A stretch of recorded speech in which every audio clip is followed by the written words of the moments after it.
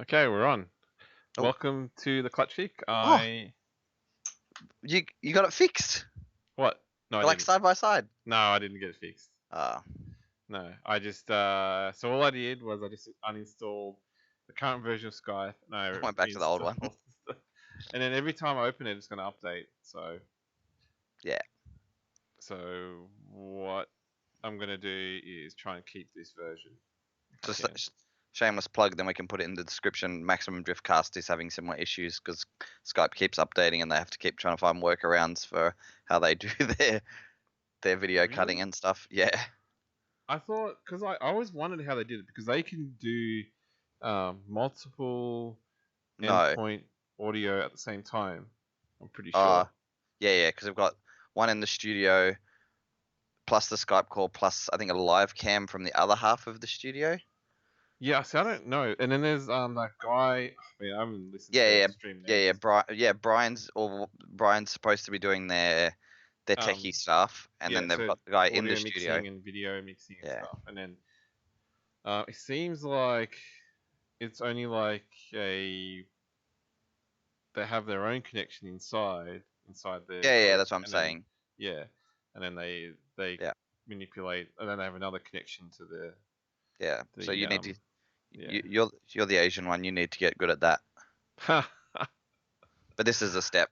Except I need to move This my is free. camera. This is Makes me free. I look fat. Well, I don't look fat. I fucking am. I'm slowing down the 350. All right, you can do your introduction now that we've talked shit. Okay. Yeah. Welcome So to episode 386,000. number one, episode 3 1 of September, the first episode of September 2019 of 2019 of the Clutch Kick. Yeah, of the Clutch Kick. We're probably the Australia's premier drifting talk show. yeah, and we're probably the first podcast to of September go live past 8 p.m. in Australia. Yep, that's it. Okay. Has that? Anyway, doesn't matter. No, okay, it hasn't. No, it hasn't. Okay, cool. No. So I'm one of your hosts, EG, and over in Sydney we have Greg. If I'm in Sydney, where are you? Sorry. I was looking at you and I was thinking. Oh God, he's good looking. Sorry, I've been asleep for like 3 days, so. Yeah, it's starting to get into winter in Japan, and EG's gonna have to start to hibernate. It's pretty damn hot over there still, from what I heard. Well, yeah, it's pretty damn hot here too, and it's 3 days into September, so. What? Oh yeah, that's right. You're in Sydney. So. Yeah. I'm not in Sydney. I'm in Canberra. I think we established that earlier. Over the weekend, not much internationally. D1 Lights was on at Mahon. I didn't watch it, but it was won by the girl who's coming over for World Time Attack Challenge. I saw that. That's probably the only post I saw. I don't know her name. You're gonna have to say her name. She had a name change. I think she got married. So thought it was a gender change. No, she's a she. She's a she. Like I watched. I didn't watch. What did you watch? But I did actually see her the first time I went to Osaka, and she was really cool. She was like in the female, I guess, Kansai competition, and she was such a standout driver. All the people that top 6 in that group at that time. This is 10 years ago. They were much like they were all better than majority of the drifters in Australia at the time. So yeah. Yeah, well, clearly I hadn't started yet. No, I don't think you would have heard of her. I mean, I hadn't started drifting yet, because then she wouldn't have been as good as every drifter in Australia. Not every drifter, most. I think there was still a few that were probably give her a good match, but she was pretty solid. Yeah, I think definitely myself and Jake O'Mara could probably run her, but that's about the capacity. Hang on. I'm just still trying to look her up. Logan's commented on Facebook. Has he? Hang on, get that open. See, I'm just not gonna. Miki Kagi. Well, there you go. Anyway, I think she got married a few years ago. See, I'm glad you said that because I would have said it some other way. I would have got the Mickey part right. So, yeah, so it was Takagi. D1 Lights. I actually found it interesting for D1 Lights that they were running the track so that they weren't supposed to drop wheels onto the corrugated concrete on the outside of turn 1. They weren't meant to.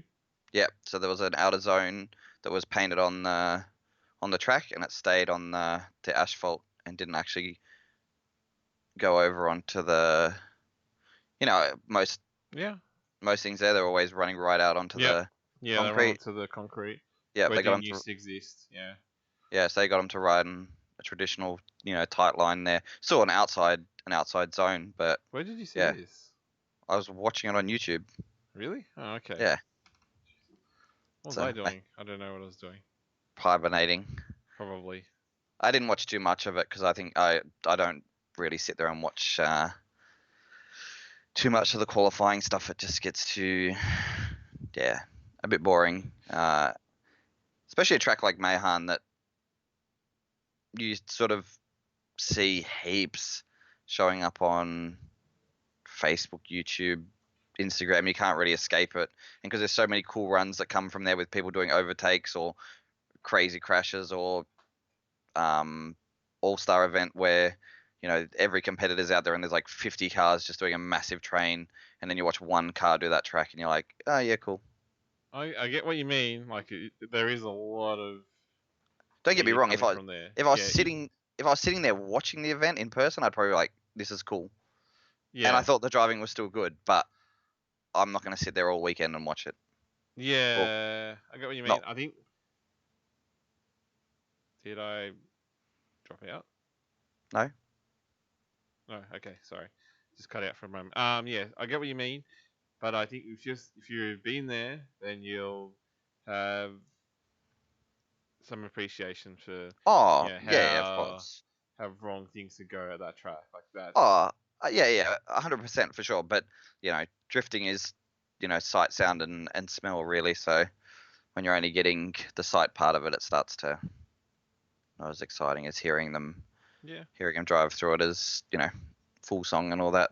But yeah, it's cool that she's finding form. Hopefully, the car that she's got over here is up to scratch. And she's not bringing a car. Nah, some of the boys put a car together here with Dory Junkie, and I think Glenn and Mickey did some work on that car. And then it was in Queensland. It was at the last round of Drift All Stars on display or something. The Valino, one of the Valino tires helping out with it. Yeah, because Valino is one of the major sponsors. So yeah, hopefully the car that she's driving has been tested and up to scratch, because that's some good form. And being South Circuit, you don't need a crazy car. So I think it depends on what it is. It's really only the first. Yeah, the first corner. Well, first corner and first transition, and then the rest is sort of the cut. Once the car's settled on that line, you can put the car wherever you want. It's pretty much like a burn up the hill. Yeah. And then so if you do gap them, then it's more like a power match than a. Yeah. More. I'm not saying it's only a power match, but it's more so that. Yeah. So fingers crossed with that one, and then D1 WA was on. I didn't watch it. No idea who won. Just tried to look up results. Can't find anything. That's still the round robin. No, that's Outlaws, isn't it? D1 WA is different. Yes. Yeah, so there is a tournament. I don't know. I'm just going to say yes. Okay. And then first round Summer Series, not summer yet. I feel like the Summer Series just finished. And I feel like we speak about South Australia every fucking week, because anybody who's from South Australia in the Clutch Kick community group, when I put shit talk posts on the caption for sharing South Australian drift events, I am absolutely joking. that's me taking the piss more out of the rest of the country than taking the piss out of South Australia, because I feel like I'm forever sharing cool events coming up in South Australia and not anything to share from the rest of the country. I think it's because they're pretty on it with all their content, because you got so many. They got the live streams. They've got all their content creators over there. I think they're leading everybody at this stage. Yeah, Kale Scott's come to the vlog party. I saw him share that around a bit today. Yeah, I haven't shared it in the group yet. I saw him do his original one, and if you meet him in person, he's actually, fairly quiet and doesn't sort of. I think it depends when you meet him. It depends when you meet him. But like if you get him talking, he talks, but he still sort of sticks to his own group. If he's been partying, which that's what happens, super talkative, but in front of the camera doing the vlog stuff, looks super comfortable. So hopefully continues to do more of that. Have you watched the one from the weekend? No, not yet. I will watch it after this. Yeah, it's long. It's about 30 minutes. Oh no, not one of those. But you can sort of, it's pretty much every one of his runs over the weekend. But okay, smashing a gearbox, doing all that sort of stuff, but showing everything sort of behind the scenes where most people, Troy, you're guilty of this one, another South Australian content creator, sort of gets distracted by the rest of the day. Jake Jones can be a little bit guilty of it too. Although Jake's stuff lately has been actually, pretty good. I think he's found a rhythm, and the fact that the Sunvia's working for him, he doesn't have to spend too much time worrying about stuff, so he's been able to do some fairly good vloggy stuff. The guys are doing a really good job down there with that. The live stream was good. They did have some issues post production because they don't have the audio sort of in sync with the video in regards to they don't have it plugged directly in. So they ended up getting some copyright strikes and having to go and play with audio levels because of music playing at the track speakers. Yeah, Facebook's cracked down on that too now. So yeah, I remember we having issues with that with DCA. So yeah, that might be saying that they have to think about in the future where they show up with non-licensed music that can be played through the speakers throughout the day. But yeah, fairly good, solid live stream. They seem to be getting the teething issues out of that. An overall good event. Winner ended up being none other than defending series champion Scott Miller, but I'm not sure what his plan is for the rest of the season. From social media, it doesn't look like he might be doing all the season. Malala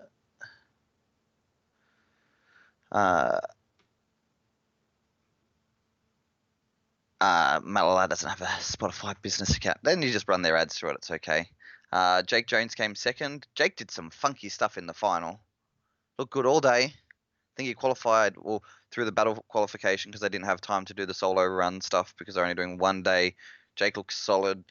He won the qualifying, so had the most points after the qualifying battles. And then I don't know what he was doing against Scott, but he dropped a wheel on entry in his lead run in the first battle, lost the tyre. So that was him spearing off track. And then, just did some other crazy stuff. So I think Scott took it in the first two battles.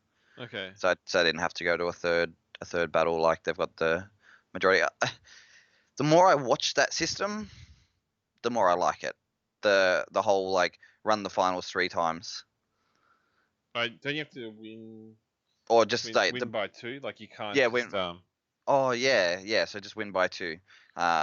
If you've got time to do it, I actually really like it because, you look at Jake losing a tire and all that. It's such a finish to an event, and it just means the dudes can actually just go full push rather than going, Yeah, win oh, by like, technicality or by default. yeah, and be Yeah. like, oh, just say you end up against a Chaos Scott in the final, you can be like, oh, this guy goes like 110% every single time. If I hang back a little bit, there's a good chance he's probably going to make some form of mistake. So Yeah. I've got a higher percentage of winning by being a pussy, basically. So yeah, that was pretty good. And then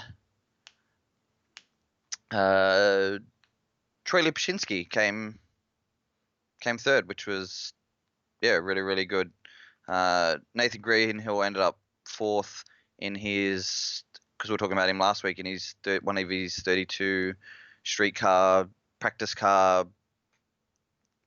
because he had dramas with a gearbox the weekend before, a couple of weekends before at the supercars. So yeah, testament to Nathan showing that he can jump into any of the cars that he's got now and actually do well.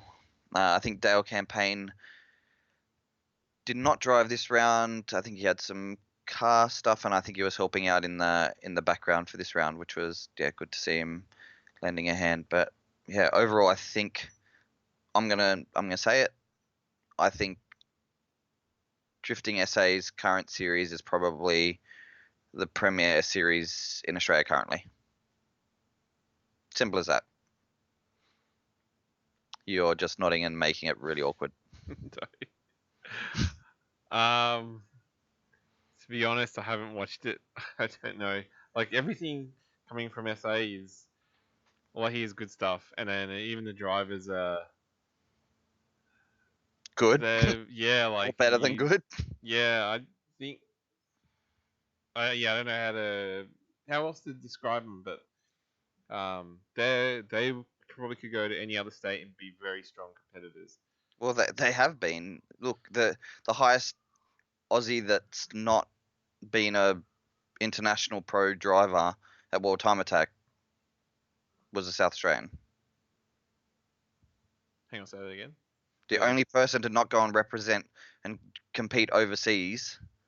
Like, I understand Dale has gone and done one event overseas, but as a full-time sort of drive, Dale was the highest placer at World Time Attack. Naoki won, Fink came second, and Prost came third. Yep. So all guys who have, Been done overseas. it big time and huge experience, all that sort of stuff. And, our highest homegrown, Prost is a homegrown driver, and so is Yates, but they've gone and had these huge experiences in all over the world or in Asia and New Zealand and done all that. And Dale's done it all from experience, just from here. So I think it's it really is a true testament to where they're at. I think we spend too much time gushing over bloody South Australians, but yeah, I think what they've got going at the moment is probably the premier. If I was in the right situation, I would probably just leave a car down there and do 5 rounds of that. Yeah, I remember you talking about that, but yeah, the more you see it, the more it seems like that would really be the go if you just wanted to straight up go out there and hammer. Did you watch any of it at all? I only caught a bit of the practice, which isn't really helpful. Like none of the competition, because I think the practice was obviously earlier in the day, and whatever I was doing at the time wasn't very important, so that's why I was watching the practice. Yeah. So they're doing the normal down the straight into just go around the outside of the normal outside ripple strip. So that's the inside. Yeah, off the main course and then back on again to go around the. Yeah, basically the layout that ADGP did years and years ago that Luke and Stewie tried to kill each other on. Yeah. Infamous battle. Yeah.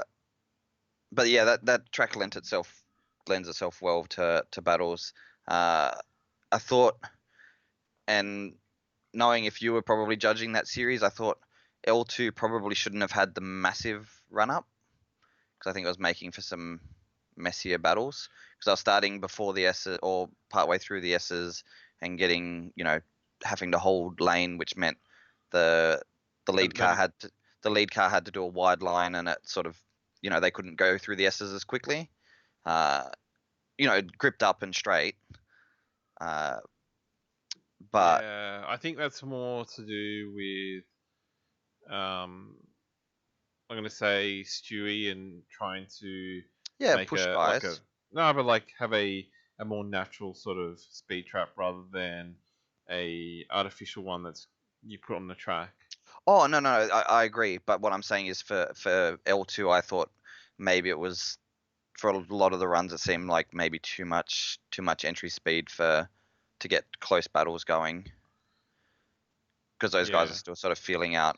Yeah, I'm pretty sure if that was a DCA event, you would have cracked the shits halfway through practice and said, "Nah, fuck you. You're starting from closer up because I want you actually close to each other on entry as opposed to." Because I remember you doing that to us in Tassie, being like, "Nah, you guys suck from back there. Let's move the start line, further 30 meters forward. up, 30 Yeah, meters forward up the track so that people can't enter so quickly and be so far apart from each other and actually have control through the first corner rather than everybody floating through it just being like, ah, fuck." yeah, yeah. Probably. I think I would have set up. It really depends on if there's other restrictions because I've never really been involved in the comp there besides as a supporter of a person competing. So maybe there's a reason why they had to launch from there. I don't know. Oh yeah, potentially, but I'm talking just using some way of artificially slowing them down or Yeah, whatever, yeah, but like a speed trap down the straight somewhere for down the the. straight. Yeah, I'm talking for L2, not for L1. I think yeah, for yeah, L1 yeah, it worked definitely. worked pretty. Man, the L1 guys wouldn't have any issues with that. So Nah, they didn't look like when I was watching I was surprised how fast they were actually getting down there. it's a layout I wouldn't mind going and driving because I think because they don't run it any time other than the few comps that they've had there uh, post G1 and EDGP. Uh, looks like it's hard to pick up markers on where you're actually supposed to go because you're sort of entering late on the ripple strip and doing everything that's sort of a little less natural. And the fact that you're flying out into this area that's just a big sort of pad. So there's a Yeah, few cones out there and you're trying to pick up your marker. So the guys are yeah, doing an amazing job and to there's actually. no tire worries there anymore. Nah, nah. You've got, yeah, heaps of space and, yeah, no tires on the outside of the entry. So, yeah, hard. Did you see Stewie's video of him coming through the smoke? No, There's a no, it video. already sounds dangerous. Yeah, he throws it into turn one. Halfway through turn one, it's just a blackout of smoke. He transitions completely blind and comes out, and he's still on the track and past pit exit. Oh, okay. So he's done the full transition, stayed on track, stayed pinned, and Who was that behind? I don't know. I think it was during expression sessions, so I'm not sure. You wouldn't have Okay. been able to see them anyway.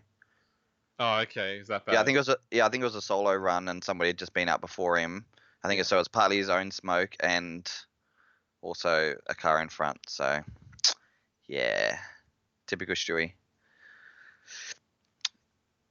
Uh, What else? but yeah, overall, I think yeah they're setting the bar fairly high, and if you're a driver and you want to go and drive, then I think the bend rounds are a little bit better. These guys get stuck with only one day for the Matalar events, uh, which means they have to change the format of how things run a little bit, but they keep the bulk of it the same. They just don't have the team drift and they don't have the solo run qualifying.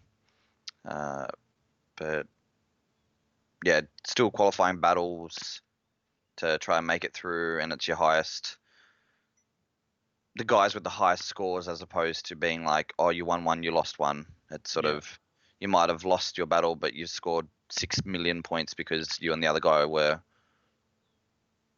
the sickest dudes doing 300 degrees of angle through the first corner side by side and all this sort of stuff. So So it's more like it's not so much a battle. It's more of a twin drift or a tandem yeah, well, and sort of that's what. display. Yeah, and that's what Kale said in his vlog. He was a bit worried because the car he was supposed to verse in one of his battles was broken, and he had to solo run both halves of the battle. And had to do 2 lead runs, and he was a bit worried that would hurt him on the scores because you're trying to do a perfect qualifying line at that stage instead of being able to do a sick chase run, which sometimes can be easier than actually putting down a perfect qualifying run, especially for someone like him who's a really strong chaser. So, so it was Stewie's own smoke cloud that blinded himself, and he just stayed pinned. Okay. Nut job, absolute nut Yeah. job. I hope we can try and get down for a round at some stage this season. I'll drive. You can come and spot for me or something. I'll pick you up on the way through. Which for the bend somewhere. Yeah. I want to take car down though. Like if I'm driving down, like as in if I'm getting in a car with you, I just drive myself down. Yeah, fair enough. How about you tow my car and I'll tow yours No. because you have active cruise control? Why? How does that make a difference? Because then I'll just follow behind you and I don't need to do anything with I don't have to brake or do anything exciting. I'm jealous of your active cruise control, okay?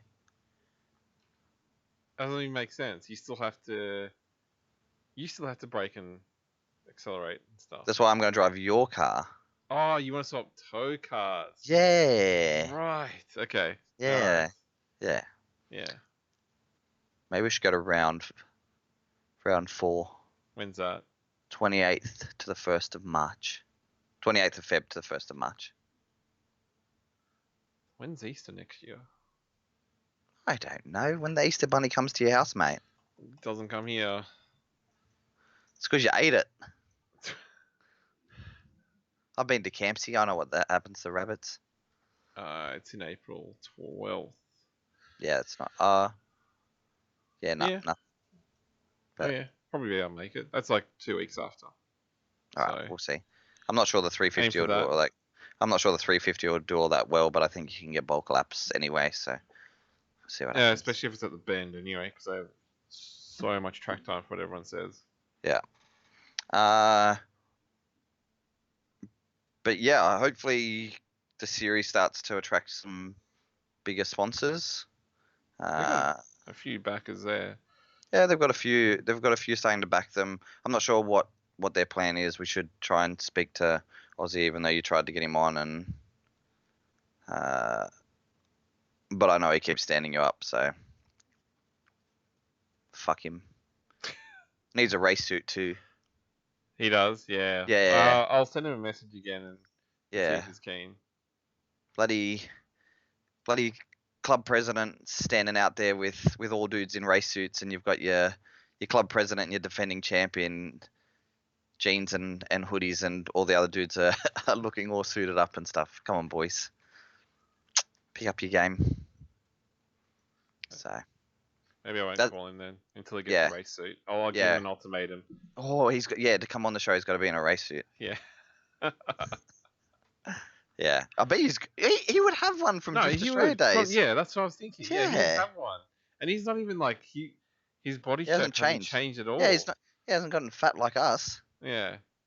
So he probably has one. Yeah. Calling him out on that one. Alright. Right. Well, we got there on that one. Okay. Uh, What else is happening? sounds like there may be a date change happening with another series and a venue change. Just from rumors that I've heard. Just a busy month and a half, 2 months about to come up. October, November is going to be, extremely drift heavy. World Time Attack. Round 4 of Drift All Stars, same weekend as Adam LZ and Cash Kings is on it. Mount Gambier. Following weekend is the Drift Matsuri with Adam LZ and Cash Kings in Tassie. Following weekend after that is now the next round of All Stars in Sydney. So it's just going to be, and then I think that's all of it. But yeah, that's some major national events happening within such a short time period. So if you like drifting content from competitions, you're about to get a bunch of it. If you like drifting competitions, you're about to not be able to afford it. um, so yeah, flip a coin and decide where you're going to go. I think times like this is when the sport in this country starts to hurt itself, because it's just limited drivers and Logan just said, and there's that same weekend that All Stars has moved to, which is the weekend after Tassie Matsuri, is the second round of South Australia. So good luck, drivers. Good luck us keeping up with this shit. Or EG doesn't. He'll just be like, Greg, No. stay on top of it, mate. Greg's got it. Yeah. I can report back about the events I went to, but Well, yeah, you're in charge of all time attack this year, so. you're not coming. Nope. Other things on. So, and with Mount Gambier and everything so close. But yeah, I don't know. What do you think about all that stuff sort of all falling on top of each other around the same time? And I know people are going to be like, oh, it's different crowds, it's blah, blah, blah, whatever. No, that's Yeah. well, the competitors are different crowds, but the crowds are Well, not entirely different. yeah, it's not Not entirely. But it's also the fact that it's they're a couple of them are national drift events as well that are clashing. So you sort of got some guys having to decide: do you want to go to an event that has a YouTuber that'll bring, a couple of 100,000 views, or to a national event that's sort of wrapping up for which one has more exposure realistically? Like, yeah. And you got to decide. Well, and it's the style of exposure that you're potentially looking at too.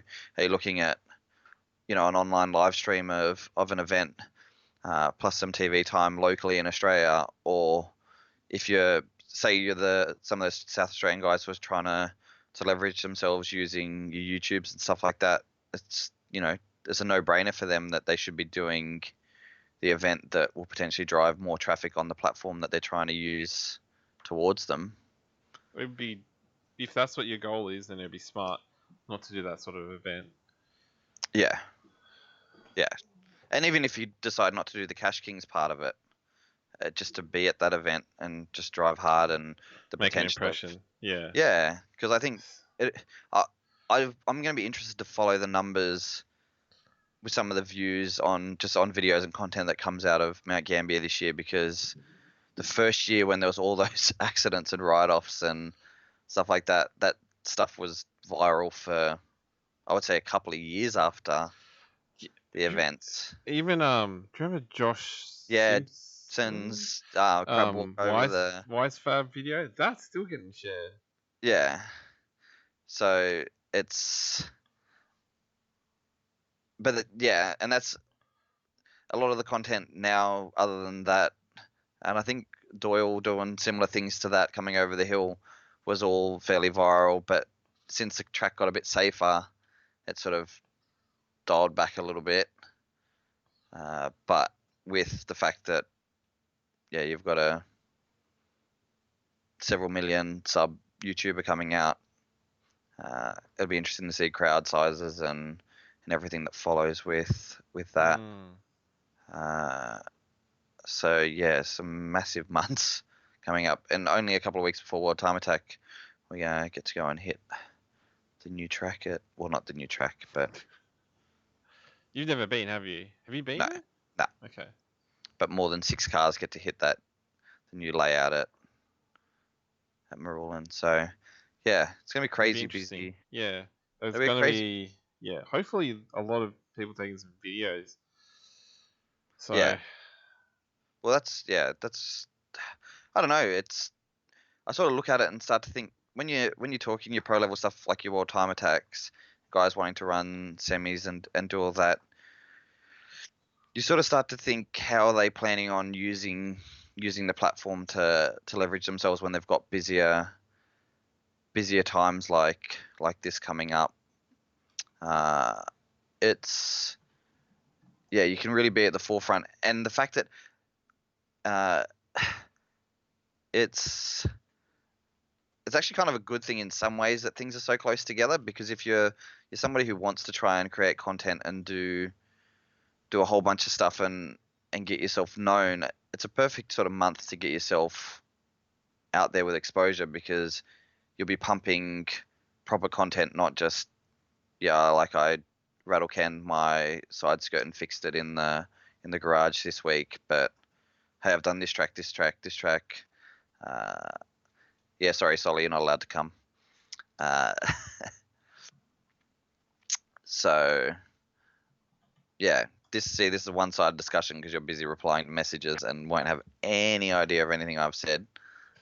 If people want to chime in, please chime in the comments so that I can have an argument with you, because fucking EG's in his own world.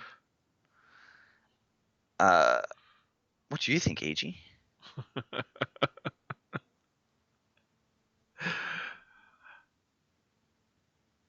That's good. It's I solid. don't know. I was concentrating on Solomon. But yeah, so basically said exposure. Having that many events that close together could mean that you can really.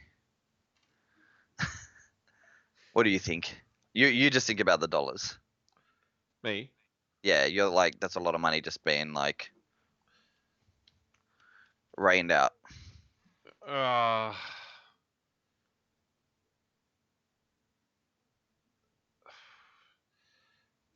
Look, if you really wanted to, and if you were that passionate about, and it was your goal, then you could find the money somewhere. For me Of personally, course. it's a lot of money. It's a lot of money to get around to those sort of events.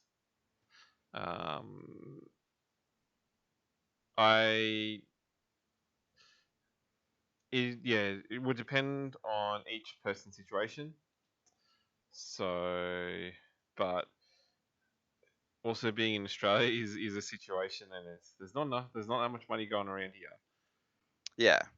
Well, but again, like when we go back to the South Australian thing, those guys are super active. Like there's a bunch of guys down there, guys you wouldn't necessarily expect, trying to be super active with trying to use the socials and things like that. Like somebody like Kale was not somebody you'd expect to start up a YouTube channel. He's got a business that's drift related already, or like not directly drift related, but relatable to drift. Being part of the drift community is of benefit to him already, because he sells tires to a whole bunch of guys. He does wheel alignments for a bunch of the guys. So him just even showing up to events and driving and people knowing that they can go to him for stuff is enough for him, really. But he's decided to start, can't even think of the word. I think a lot of people supported him and said you should start doing it, because he made some, of course, fun videos in the past. They just sort of post on Facebook, and I think a lot of people said, "Hey, you should start, making some content for YouTube." And I think that's how he sort of got not pushed, but like decided to do it. Yeah, to do that, which is good. Yeah, but I haven't watched any yet, but I'm expecting it to be entertaining.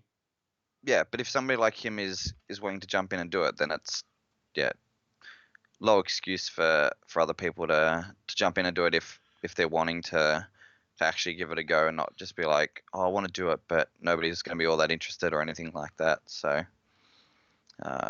someone will be interested, I think, but it's more. I think with vlogs, you need to remember to make them for yourself. Yeah, and I was watching Mighty Car Mods in the last 2 weeks have done 2 videos where the 2 boys just ask each other 50 questions, and it's typical Mighty Car Mod, so they're just talking shit a little bit. But then they sort of took some questions that they were asked on socials and all that, and one of them was asking the other, why don't we make more videos? And they're like, if you can't tell a story, then there's no point in putting it up unless you're going to do just a basic vlog channel. But unless you're able to tell some sort of story, then you're going to lose people's interest anyway. And that's what the guys with Mighty Car Mods are trying to do, and they look for higher quality over, you know, over just pumping out videos. But when you've got weekends, say like Kale's got, and he's followed himself throughout the whole day, you get a wave of emotion. The car showed up clean, he's painted it, he's done all that, and then by the end of the weekend, the shell's almost a write-off. Literally almost a write-off. Didn't car's always a write-off. He didn't crash it, but it's coming apart at the seams. Is this the same car, the white one, the white S13? I don't know what color it's been and all that sort of stuff. Yeah, it's been a few different colors. See, Connor's stuff is interesting. He's just been too busy to do stuff because he's got his workshop now. No, he's doing stuff. Yeah, I know, but he's not as much as he has been. I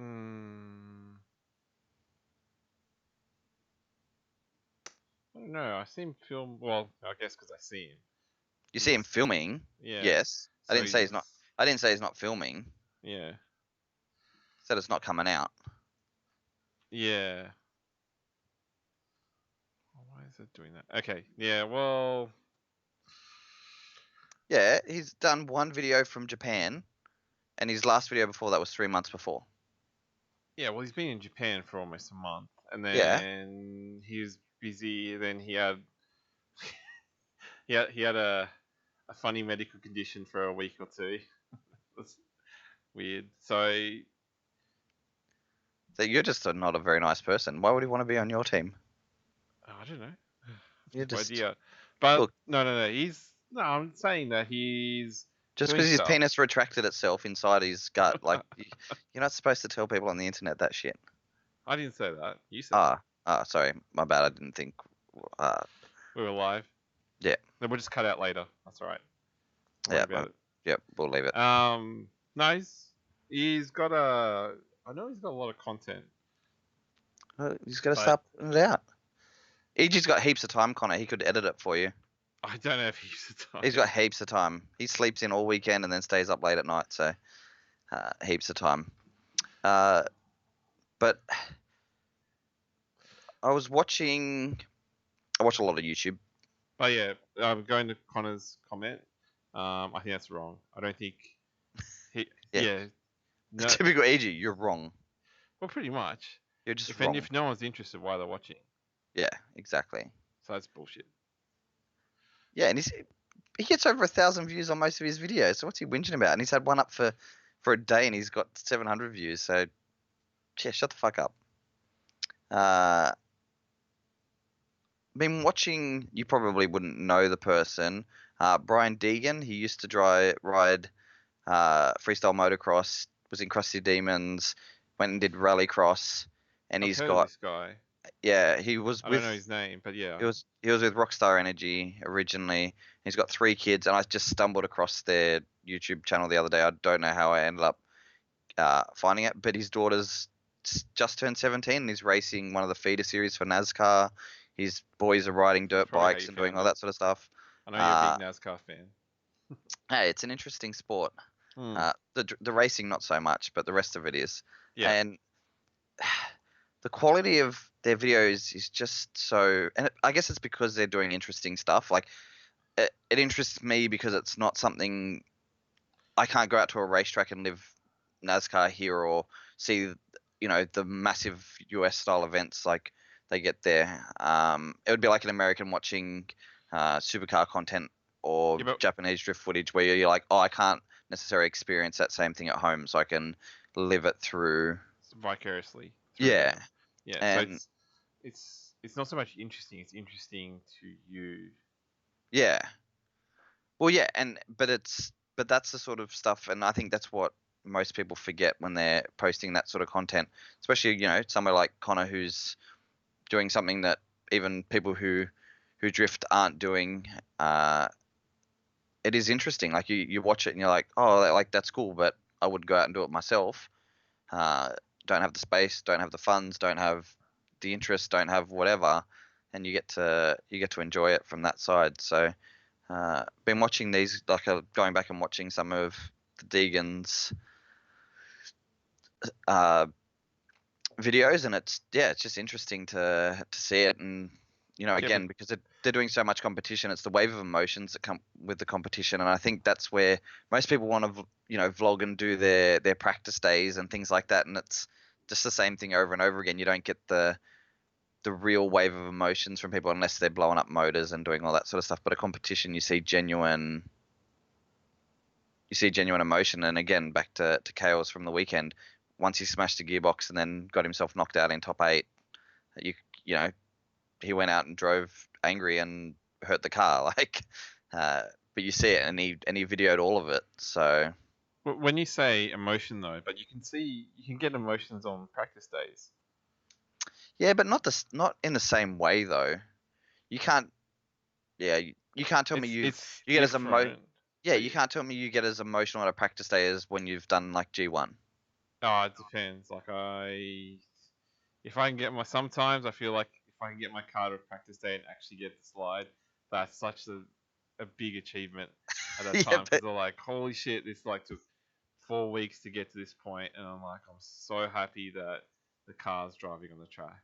Yeah, but it's not a wave of emotion; it's one emotion. It's so I don't well. For me, yeah, it was. I've had those situations where it's like, this is such a fun feeling for the whole day.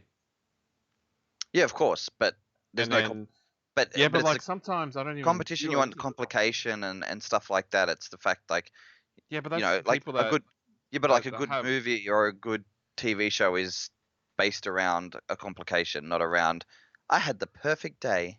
Yeah, of course. Smell the daisies. That's one situation. So like because if you have no interest in comps and you just sort of turn up just for track time, then you're not going to care how the day went. That type of person's probably not doing a vlog though. No, but that's what I'm saying, is like, even if they did do a vlog, they're not going to care how the competition went.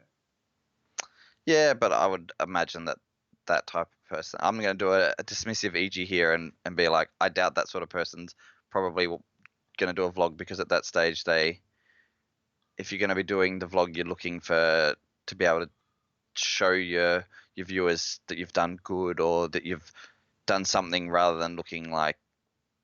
Yeah, but you're saying that as in like a competition is the only way to get achievement is through a competition. Yeah, well, it's easier to put the story across via competition than a practice day.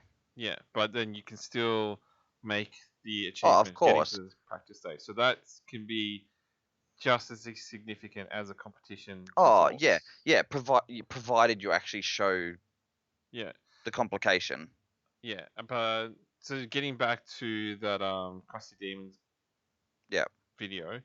Do you think just in regards, do you think that video was like a genuine video, or do you think the video was sort of targeted to you? Like, as in, when I say genuine, I think it's more like they wanted to show how they felt rather than they want to portray how you would enjoy the story being told. Because they're vlog style videos, and they're doing them a lot. So I'm pretty sure it's Brian himself who's videoing the kids, and they've got, because they're he doesn't run the cars, they're paying for they're fully sponsored drives and stuff like that. So they've got crew and all that running the rest of the show basically. So you get all the genuine side of it. The accidents, all that sort of stuff. You get to follow them around. So, but it's also the reception that they get too. So the daughter they showed at one of the events, doing driver signings and stuff like that. And these two old dudes come up to her, and they're like, "We're fans for life." And she's just like, "You guys are like old enough to be like my grandfather." And they're like, "Yeah, but we sent stuff across for you to sign, and you sent it back. We're now fans forever." Like, that's cool, but that's because they captured everything. So yeah. But it's that sort of interaction that we start to. Sorry. But I think, but it's trying to capture people like that, and that's how, I I think just in general, we need to start pushing more and more towards that, and really drivers trying to suck more and more people in instead of living in your own bubble, even at a normal practice day type thing. Yeah. Well, I think yeah, that's a good point. Yeah, I think you should get more interactive with. And I'm not just talking for your like to try and gain personal fans, but just even to suck people into the sport. That's right. Yeah. So no, that is a good point. But with a video, like as in something Yeah, yeah. separate, a separate point would be, say you. So say they thought maybe they videoed it, but then they went, no one's going to be interested in this, and they don't include it because they just assume that people aren't going to be interested. Yeah, look, I would imagine there's a lot of stuff cut out because they're doing, fucking shameless plug there, mate. I think Russell told me that we were talking about this stuff. Yeah, look, they're sticking to a good 10-minute video each time, not a fucking 30-minute. Holy shit! I can't even watch it in fast forward sometimes. The bloody Luke. Yeah, so of course I would imagine there's a whole bunch of stuff on the chopping room floor. Yeah, but the cutting room floor. I think it's better if you show more genuine stuff rather than but related to the subject. So like not everything, but like if you're focusing on you're not going to show you're not going to show the 17-year-old eating her sandwich before she jumps in the car to race. Like unless it's relevant somehow. Like if unless it's funny somehow, or it's going to be that theme. So it's not so much because I think people will go to a channel for a certain reason. It would be this person's primarily drift, and then they'd go and they want to, they'll keep watching for that reason rather than one week you'll jump from drifting, next week you'll be I don't know, sewing. I don't know, something in Bali on a holiday. I see. Actually, you're right because I didn't watch any of the Bali stuff because it wasn't really drifting. Yeah, but see, that's the sort of things that the channels go through. But I think it can be relevant if someone's there as a fan. See what? I hope he's eating the sandwich while he's drifting. Well, he's done the chicken wrapper thing from KFC while drifting. Yeah, it's not a sandwich yet though. But what about if he makes a sandwich as he's drifting? It has to be a Vegemite sandwich. As he sings, "I come from a land down under." Okay, we'll wait for that video tomorrow. Yeah, that's got to be a thing, and then watch him get demonetized because that song's copyright. Oh, you can just sing it. Let's let him play it instead, because I'm not sure I need to hear. Okay, get Russell in the passenger seat to sing it while Luke makes Vegemite sandwiches as he's drifting. Russell doesn't edit for him anymore, so I'm not sure that would go down well. He might need to find another singer. All right. Mate, it's about making content. You're not allowed to judge what it is. You've just got to chalk it up and do it. Yeah, I've lost complete train of thought now. But yeah, I get what you mean by being like, are they being super targetive with their with the way that they're streamlining their content, and maybe, but they're also using it as a way to. It's a platform. They've got Monster energy drink sponsorship and all that sort of stuff. So it's a way for them to go back and be like, look, we get a couple of 100,000 views on each of our videos. So, which is pretty good reach, really. Yeah. For 3 kids, dude who, does. Is it a daily thing or is it? Just whenever they've got events or they've gone out riding motorbikes and that sort of stuff. So they don't try and purposely go out and do more and more stuff to have content, but they just, it's pretty regular. But when you can get on a plane and fly from one place to another to do 2 races in one night, which They often do. It Oh. makes life a little bit easier. Yeah, So it makes it easier to create content that yeah. people are interested in. So I Harry guess that's yeah.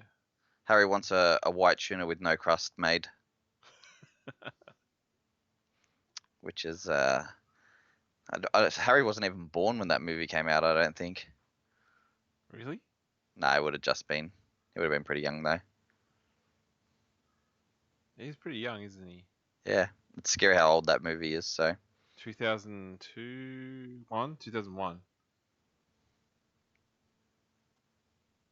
2001, I think. I think Yeah. first year of high school. One of those. So the next vlog is going to be everybody shows up to everybody shows up to Archie, and Luke's going to make sandwiches as he drives around the track.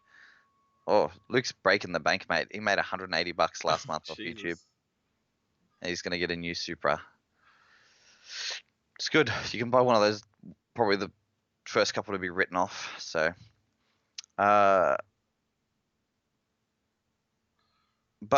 Luke does say that he feels like he's had more traffic he's definitely had more traffic at Archie since doing it. So, Yeah. again, it just proves that people are trying to use it as a way to sell yourself, and it really is about trying to sell yourself in some way, shape, or form. So, I think more people just need to get on board with it, because yeah, they're just, you look at the amount of ones in the US doing it, and it's universal. There's nothing stopping more and more from doing it from here. So I don't think you need to put everything up. You can do the daily thing like Fink, but I think even just sticking to, as you said, directly to the content from the car stuff that you're doing revolving around specific cars. You could go a little bit higher production if you really wanted to, and See, I don't streamline even think and production's that important either, because there's so no, many I mean, people that I mean use where a you, phone. I mean production in regards to like storyboarding it once you've got your content and trying to make it, a little bit more like Mighty Car Mod, some of their episodes, like when they've gone to Japan and stuff like that, and you make you make it more of a story rather than just cutting and pasting and clipping them together, but you can narrate it and do all sorts of stuff, because that's the sort of stuff that'll potentially go more viral and get a lot more views, because you go through anybody's videos and you see that there's been a spike on specific videos, either because they've done something really, really retarded, or it's a really, really good quality video. Like if you, look, I'm stalking Connor right now. Dude gets around, let's say, 1,000 views per most of his videos. Mount Gambier, 7,000.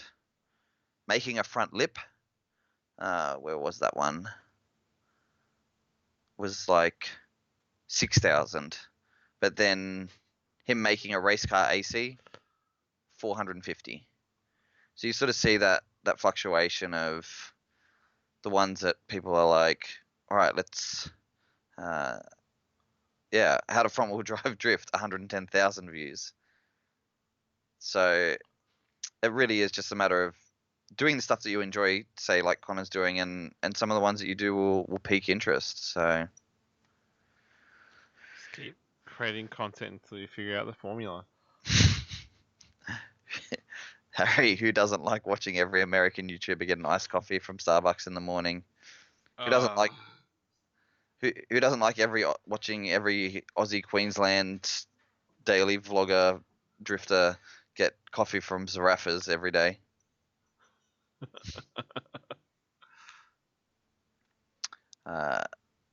It's just, I think it's just a matter of people putting more and more of the stuff up and not giving.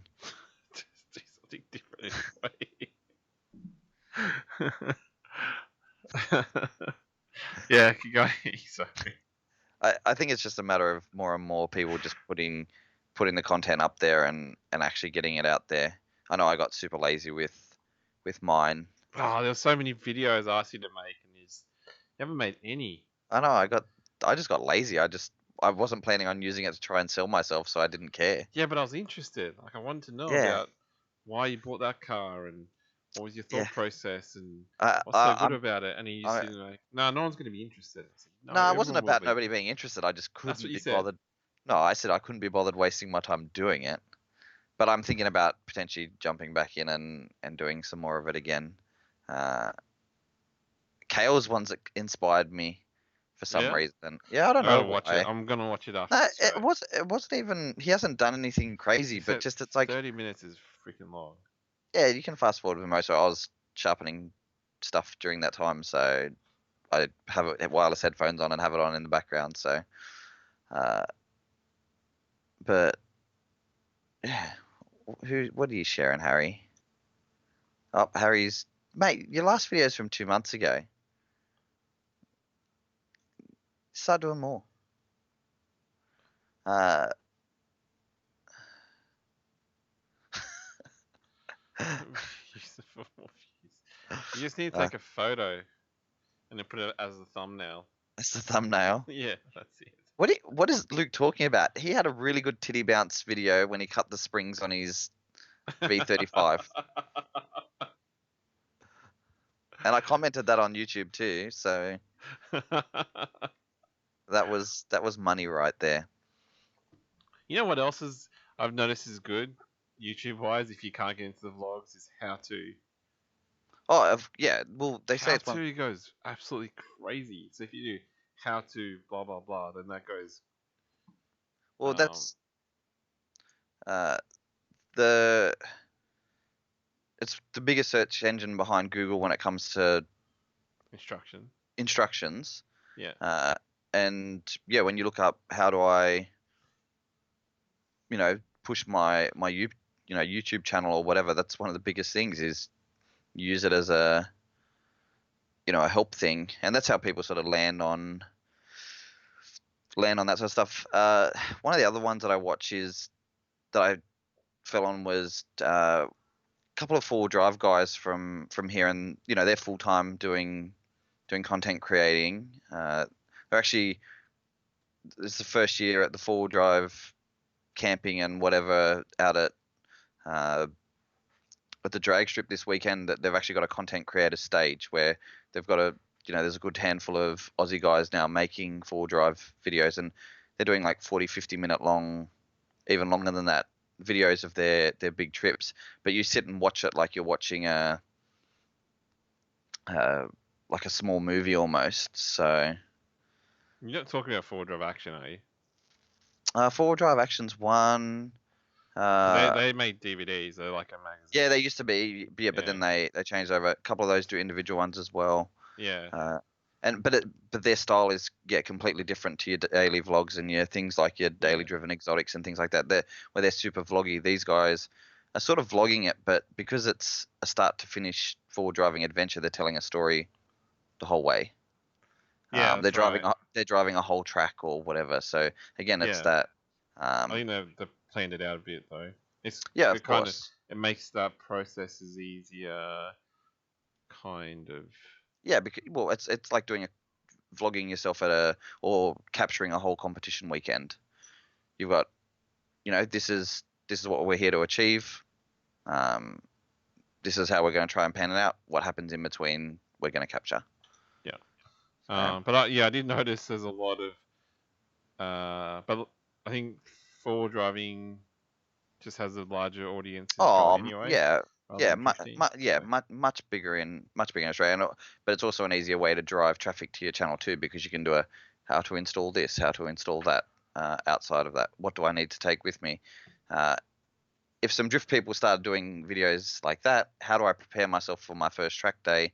And it's not Jake Jones in his, Winters quick change, 4-speed dog box, all that sort of stuff. So somebody more like you, EG, then I wait and wait and wait until 3 days before the event and realize, holy shit, I need to fix my car. yes, that's exactly how you should do it. Yeah. But yeah, some more stuff like that I think would be good. Yeah, that's a good idea. And then like me rummaging through tires just before the shop closes. Yeah. Get second handies and then fitting them at night before 9 o'clock before my neighbors What? get pissed off. Yeah. What? Well, yeah. Why don't you do vloggy stuff? Because I'm more interested in other videos than that. What?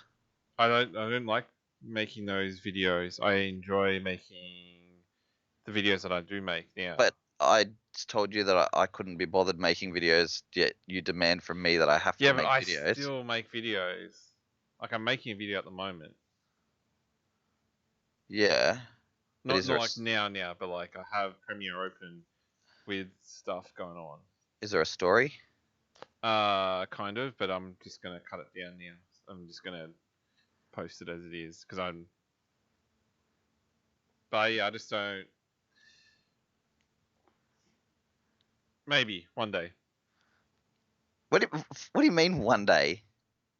Yeah, I don't know. I just don't. I have videos that I want to make, and I'll make them first. This sounds like a question you were asked earlier today by somebody about competition driving, and you being like, I have goals that I need to achieve first. Oh yeah, I've got those as well. But you might be That's dead too by the vague. time any of that stuff happens, mate. Yeah, but it doesn't really matter because I want to do the stuff that I want to do first. Yeah, but there's nothing stopping you from doing them other things while you're doing. Okay, competition I can understand. Time. If you don't want to I spend don't money, have enough time. but you do have time. I don't. You slept for 3 days. I did, but I also took time off work. I understand. I You're should have dying, been it's okay. working, so but I was asleep for 3 days. Yeah, see, Luke's saying all you need to do is take a camera with you while you're judging and just point it at you, and then upload Yeah. See, I tried doing that, but it. People got upset. No. I found I didn't actually talk enough, so I need to talk more when I'm doing that. So what you're saying is you need somebody to go full covert and just put a camera there without you knowing, and then upload it. You could try that. I don't even know if that's going to help. I didn't feel like, because I don't really feel that much of an issue with a camera recording me in those situations. So Russell will just want you to go around and judge people in general. hey, someone says I do that anyway. So like I do pass judgment of people that I don't even like in the shopping center. Like I'll go, I don't know, that person's wearing a black shirt because I have some crazy reason that I imagine. So you could probably go full time on this shit by just being ruthless. But there's no way. Yeah, but like I think that's. You're worried about getting stabbed. Oh yeah. Well, I've already been threatened once or twice already. So. Yeah, well, that's what happens. Yeah. When you make live stream videos. And then once it actually did, get physical. So it's definitely going to happen. Like a 90s aerobic video, just get physical. Let's get physical. Something like that. So I won't be going to those events again.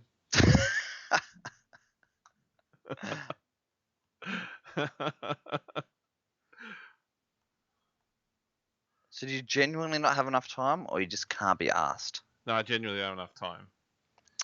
I do a lot of stuff. So basically, we need to make EG a logo that's like, I don't know, EG judges or something, and like him looking serious with some shit talk coming out of his mouth, and sell a bunch of those, and then we can pay somebody to edit your videos. It'd be cheaper for you to pay some dude in India to edit your videos than. No. Remind me about this next event. About you judging people, or Yes. about trying to get you to edit your content that you've got. Just judging people, because remind me about this next event. Okay. Event? Yeah, remind me. Okay. Yeah. So Marul and Test Day. Yep. Do that. Well, you're gonna be super judgy anyway because people are gonna be. Yeah. See, this is a question for the 12 people in the that are viewing. So I was following a driver at drift school, and I wasn't actually videoing. Yeah, I didn't actually bother to video that weekend at all. and I did have a customer in the car, but I was swearing a lot and yelling at this driver, and this driver is supposed to be a lot better than me. They were driving very slow, but I feel like I've picked up So a I lot would of. disagree with that. If So you're I've picked up a supposed lot to of be. I've picked up a lot of habits from ACT drivers about trying to push people around the track and drive faster. Is that the sort of stuff that you risk sharing? What's that? Like if What? I had videoed it, do you put Yeah. that sort of thing up because the Um, community is so small? that you're swearing at him. Yeah. When I like, and it's not like it wasn't somebody that I've spoken to Why didn't you speak to him if you're gonna like tandem with him? because it's drift school and you just jump in the car and end up with whoever you end up with. Yeah, but that's like a, you kind of, you don't have to talk to them, but it's pretty small. Like it's almost unavoidable that you sort of talk to them. I Almost. understand, but is it Yeah. content that you would share? So Dylan Roberts has said that he would share, and Logan has said he'd tuck his dick between his legs and not. But I feel like Dylan's trying to get me bashed, and I feel like Logan's being And you sensible probably for the first time in his you life. could get bashed too. Potentially. But then other people could back you up as well in some way. Good question though. Depends, I guess. Because I that think because that I think- content is good. Like that will interest the masses. But do you risk that for making? Yeah. for me, I guess it would depend. Realistically, it would depend who it was. Yeah. See, I honestly, I And- wish I had the footage and like the funniest part is it was like I was being over the top for the situation also because I had a person beside me that I didn't know and my car was too gripped up for how slow that person was driving in front of me. But yeah. Oh my god, Logan is the biggest shit talker on fucking Facebook. no, he isn't. and- He's just and honest. and stirs people up. And now he's like, swearing would reflect badly on you.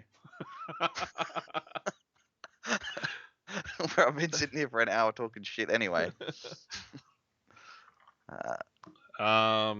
What did the passenger think? The passenger was laughing the whole time and thought, If it was I was in your best thing of their situation life. that time, I'd post a video. yeah. Well, I should have videoed, but I didn't. I didn't video at all that day. Yeah. So, all right. But then if it was someone else, then it really depends who it was. But see, and it would have has less impact if it's somebody you know. Or See, that depends as well. So that's yes. why, because like yeah, that's a good point. That's a good Yeah. point. yeah. So it's very Yeah. depends on Yeah, who. nah. So Yeah. Yeah, if it was like it's- you chasing me and then me being a pussy and you're running into the back of me swearing, yeah, I'll do it. that's funny. Yeah. Yeah, that's a fair call. All right. Yeah. But then if it's someone else that I know and I was doing that, I wouldn't post it. Yeah. But maybe it's a good way to introduce yourself to that person. No, like I know them already. As in like All right. Yeah. All right. I need to Yeah. start putting out more. I need to start videoing and actually just. Well, I have been videoing, but just not enough talking. Yeah. So it'd be nice if we can just upload content without any sort of repercussions, but the world isn't that simple. That's it. Yeah, and yeah. Like, I don't think the masses care. It's more about upsetting one or two people. Yeah. With that sort of Really, stuff. they're just going to find entertainment. They're going to laugh. They're probably going to forget after a little while. Yeah. So Some people do.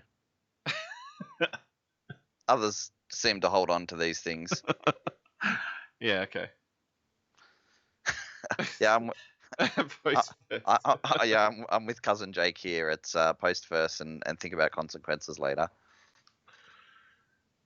But okay, now if more people did it and it becomes socially acceptable within the I'd probably do it more often, circles. but I still wouldn't do all of them. Oh, of course you wouldn't do all of them.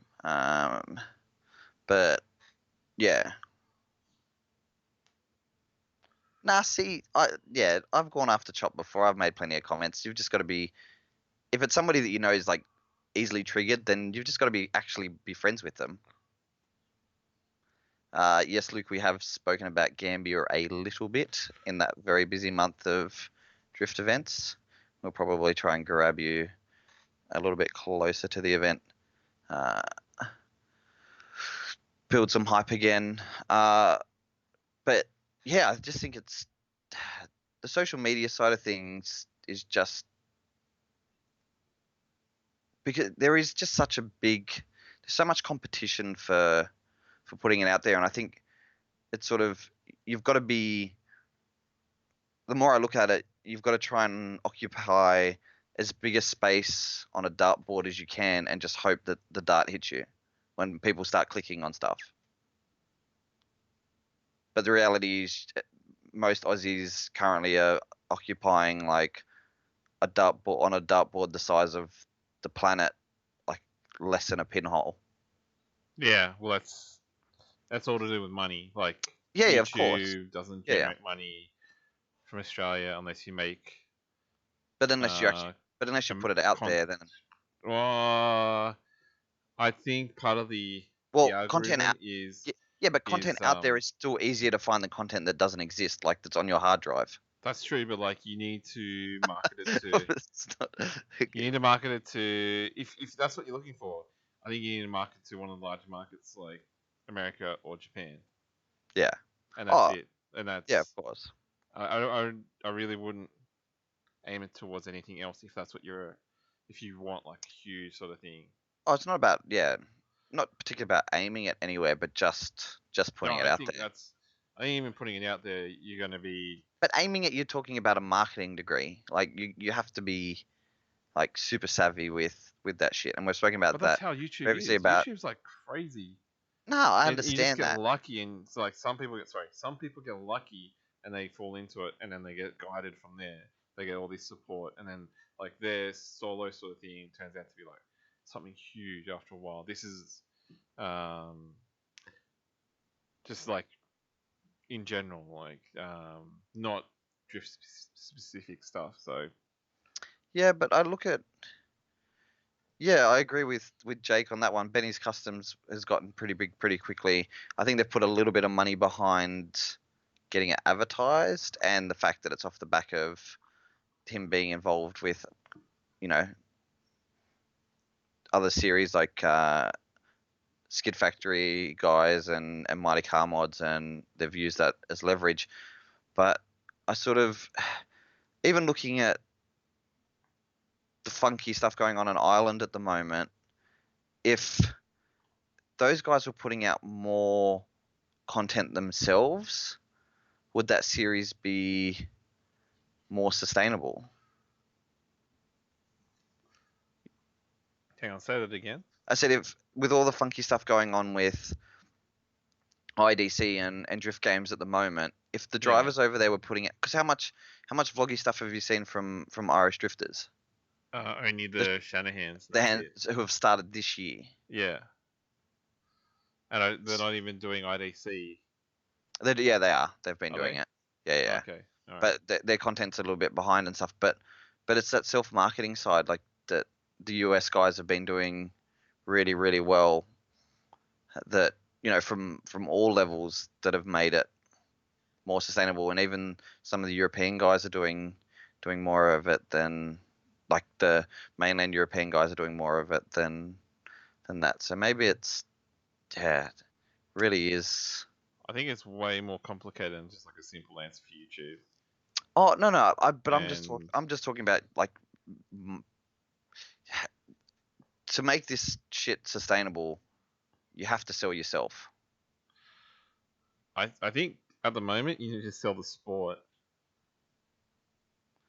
Yeah, yes and no, but that's a form of selling the sport. It is. I just don't. I think you need to not forget that. But I guess just you. But I think I always go back to it and talk about it because drifting doesn't do a good enough job of selling the story. Where, again, a NASCAR race or a V8 supercar race has a start and a finish and Yeah. some form of complication in the middle, and it just happens once. There can be many complications within that start to finish, but it sort of happens once. Yeah, but Where drifting has lots of up and downs, and I think the problem NASCAR with has a that, bigger fans oh, of base. course, Yeah. but the difference is that if there wasn't that coverage, people wouldn't watch it, so therefore people need to actually bother to tell the inside story themselves. How many high-level Aussie guys do you follow on social media? High level. Say guys who are going to be competing at World Time Attack Challenge, or have previously competed at World Time Attack Challenge. Yeah, so I got Luke and Jake, Matty Hill. I don't think I follow Bo. But, yeah, and yeah. and then how interesting do you find their content?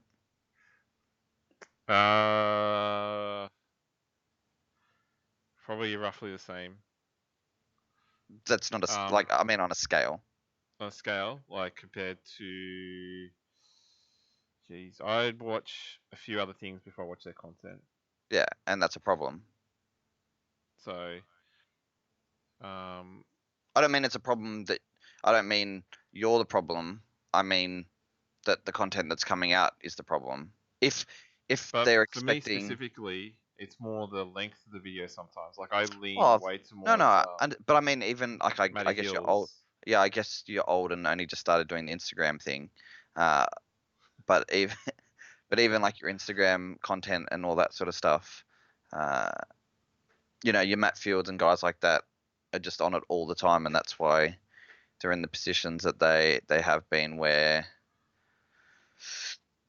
some of the others, you sort of fall off the planet because you don't hear or see them outside of them doing the 5 rounds of a live stream series. Hang on, what did you say? I said, like, yeah, like, other than the 5 rounds that they're driving that's on a live streamed drift series, you don't see or hear from them really. Yeah. How can you follow or fall in love with a character that you don't see, or that you don't even know if they're going to show up to that next round? Yeah, well, I don't think you don't need to see them on YouTube though. Like you just need to. Well, it'd be like it's got to be some sort of news. Like it'd be some sort of media. Like I still, even when there didn't used to be things like Facebook, you'd see them on forums, and there'd be Yeah, some sort of discussion board, or you'd find out if you're a fan, then you'd find out if people are competing. but how do you become a fan? Initially, Yeah, but you got to remember, it's not the same anymore. Where previously, say Drift Australia, you would hear it advertised on the radio, and you knew it wasn't going to be live streamed, so you'd be like, I've seen a billboard, I've heard it on the radio, my friends have told me about it, I've seen it in a magazine, I'm going to go watch it because it's the only way I'm going to get to see it. yeah. Then you fall in love with the characters and stuff because you've been there, that car looked cool, blah, Yeah. blah, So whatever. so what you're saying is Where like, now people won't leave the house. Yeah. How do you see if you don't if you don't actually get out there Yeah. to do it Oh, or some other way? Yeah. Well, oh, the orange car looks cool. obviously, you'd have to watch it through some sort of media. Like it's Yeah, but then if you're not going to get out. But then if I go and type in their name on Google, which is, you know, a fairly standard thing to go and do, how much do you find about them? As much as you can. It really depends on how much of a fan you are.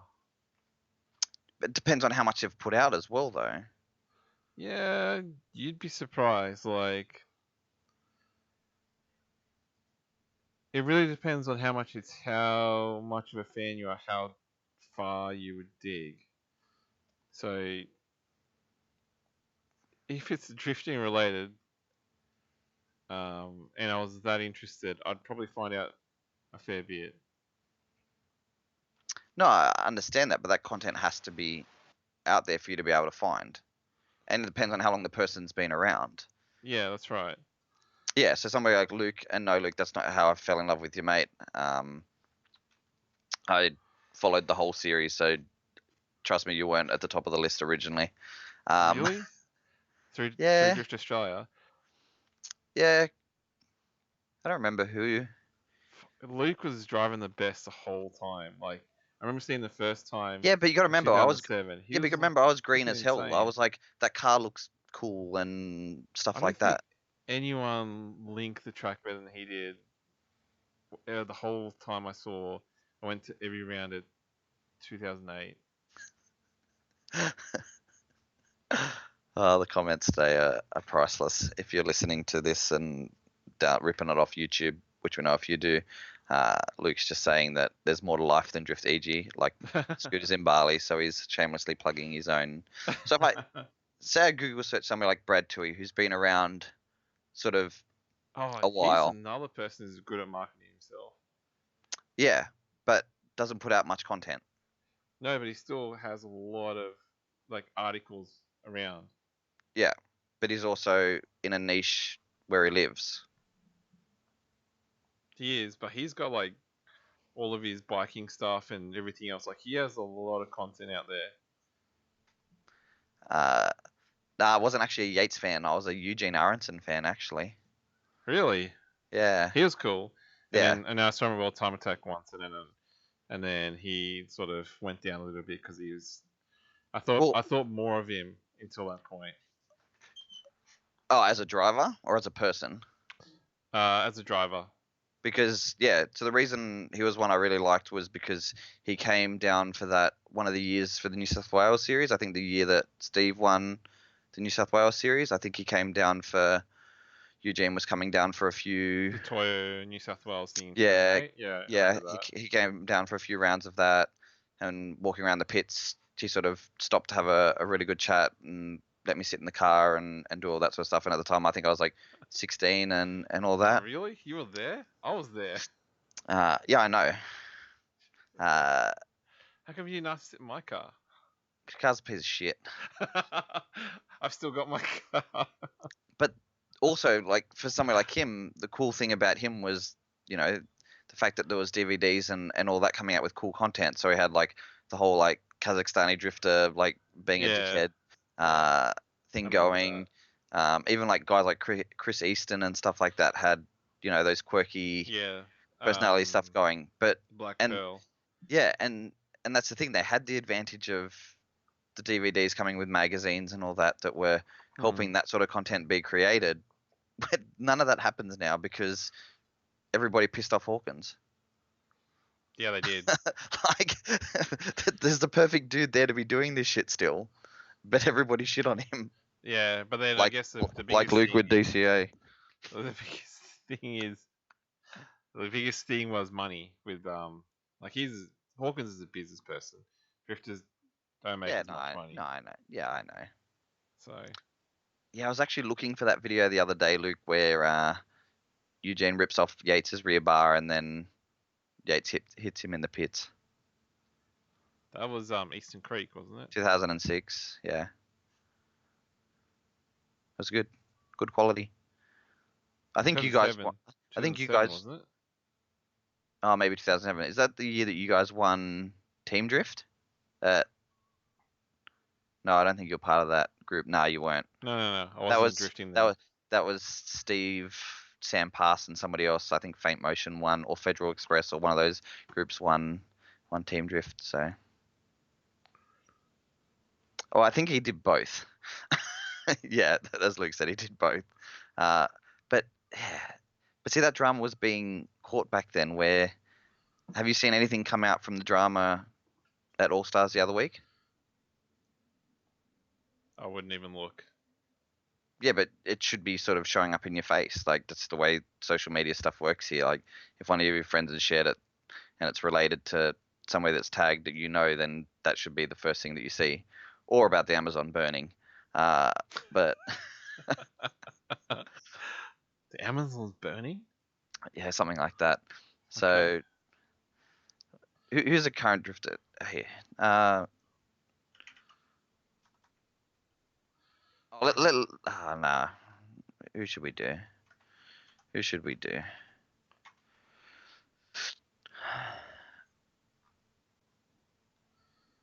Current. So what are you looking for? A So current, a yeah, drifting. current driver who's. But again, so I looked up Aaron DeWar to see sort of what comes up with him, and the fact that again he's in sort of a more nichey sort of area. You know, he's in some of the local papers and stuff like that. But again, other than videos from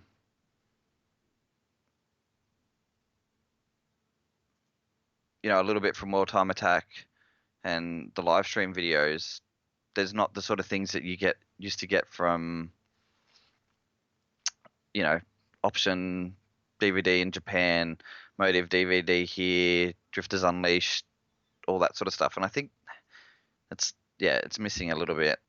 Yeah, Uh, yeah. I don't know. I think it's hard because there's no money in drifting. Well, here and in general, but except for but maybe America. but why? Yeah, but why? There's not enough people involved with it. It's- There's not enough it- spectators. yeah, yeah, but people have got to do something to suck people in. Everybody expects event promoters to do that sort of stuff. There was the car park drift series that goes on in the Middle East that Red Bull gets behind. There's no tandem runs. They literally just do a timed course around some obstacles. Like, how does that stuff stay off, afloat in a country like that? Yes, they've got a major corporate backing, yet in Australia, we're supposed to be, motorsport hungry, but yet nothing can get off the ground. I don't think we're that motorsport hungry compared Have you to power crews, burnout competitions, the ones that are supercars? struggling to actually run events and say if we don't get this amount of numbers, then Yeah, but we're that's not because running they're all. the event. Yeah, but that's because they're also undercutting each other as well. Yeah. So, and then there's events being cancelled and Dates changed and all that sort of stuff. Yeah, yeah. I understand that side of it. And yeah, I agree with Jake a little bit with the news and police don't help it, but by putting out that sort of stuff at I don't know.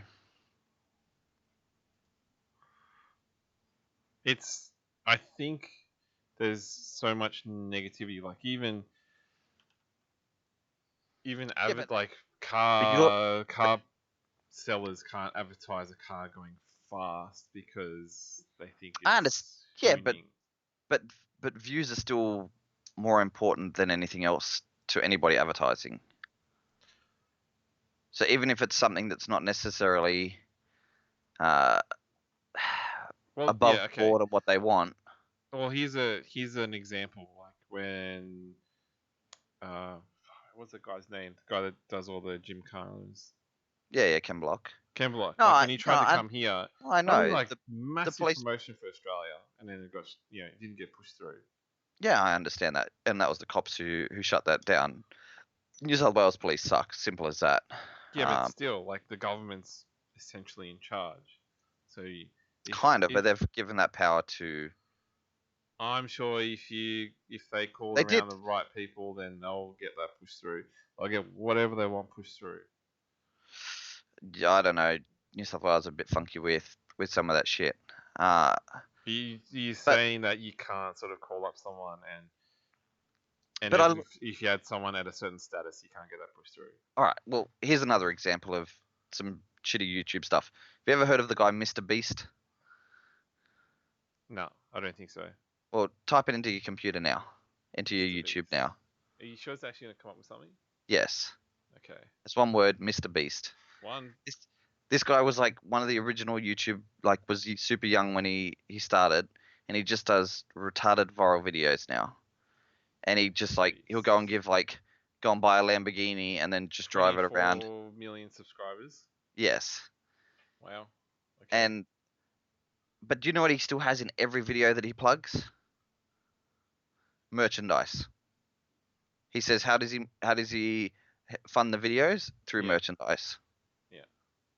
So a dude that's got 24 million subs, every video gets millions of views, and he does like giving away $10,000 to my friends if they stay in this giant cereal bowl for whoever sits in here the longest, and shit like that. And I understand that's super generic, and anybody can watch that, and it's relatable. Like, I don't know. Did he do that? Did he do that?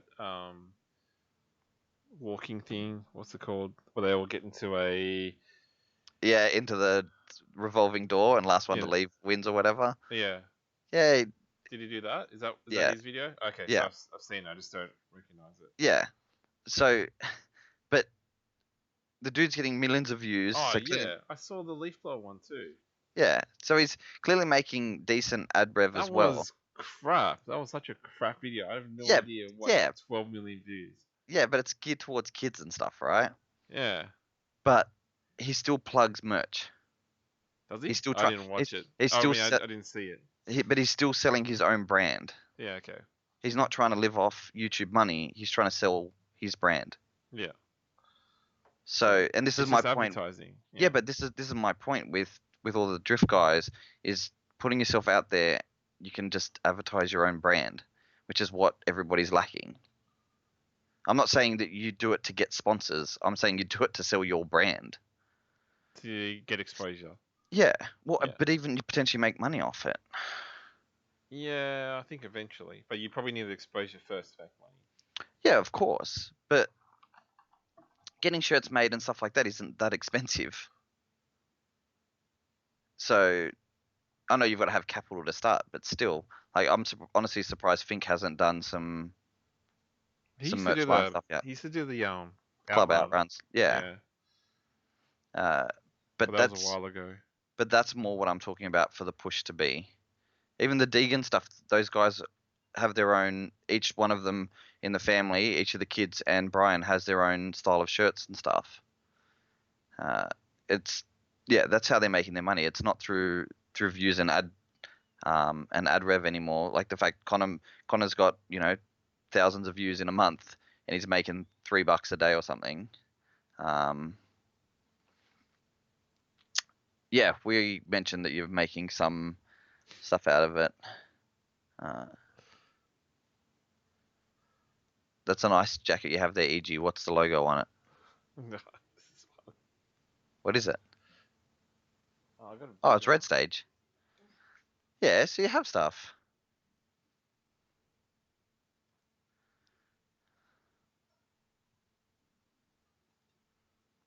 Just been testing it out, so it's gonna come out mirrored. So.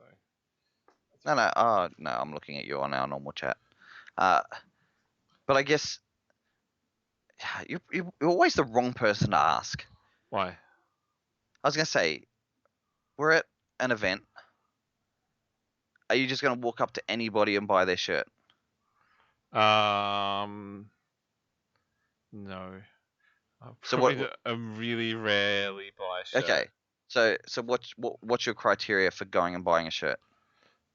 Buying somebody's merch. See, this is why you're the wrong person to ask. This is why you're completely the wrong. It's cold, so I've got to decide which one. So I've got to get a shirt, so I've got to decide which one I like the most. It says if you have to get one. Yeah. See, you're the wrong person to have one. We need a third person on this shit. No, I get what you mean, because like if you want to be on this and you're not Luke who just wants to shamelessly plug his YouTube channel, then I have a mate who send in applications. Who only buys like drift or automotive related clothing. That's it. And will he buy anything, or it'll be a little bit more specific? Like, I think he tries to spread himself around. So okay, but say he had never seen me before. Yeah. And it's lunchtime on the first day of DCA at wherever he can watch me. Would he be walking past my pits and be like, "Oh, I'm gonna buy a shirt that has Greg Merriman plastered across the back," on the first day that he's ever seen me?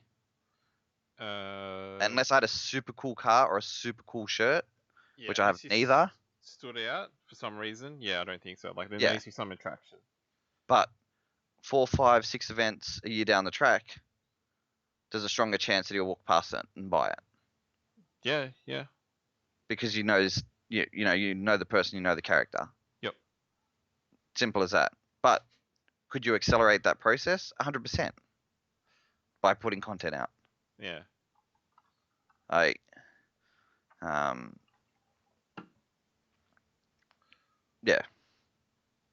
Would you buy crew shirts? What is that? Like, what do you Like, mean?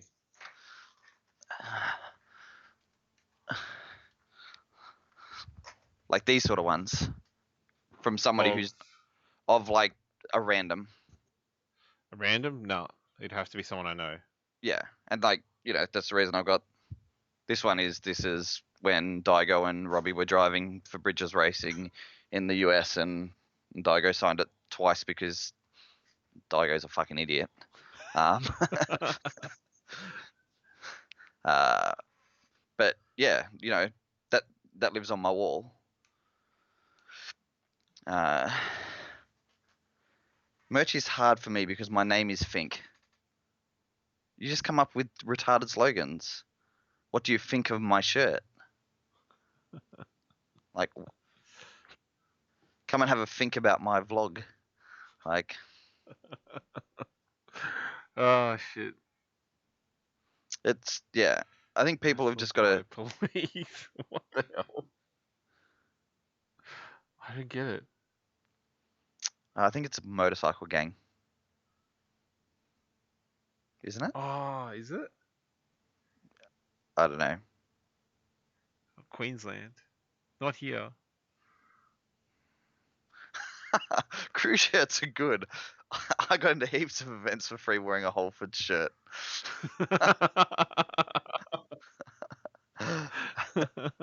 That's really good coming from the former president of Drifting SA.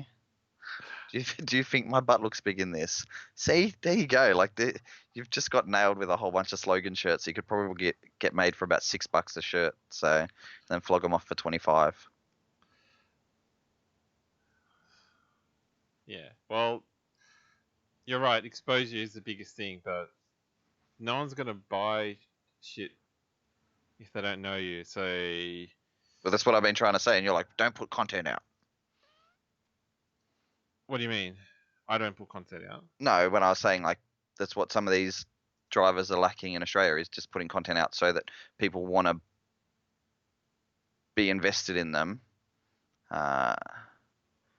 And yeah, but I think that's the first step. Andrew Collins on the YouTube chat said, "Chewing the fink, one in the stink."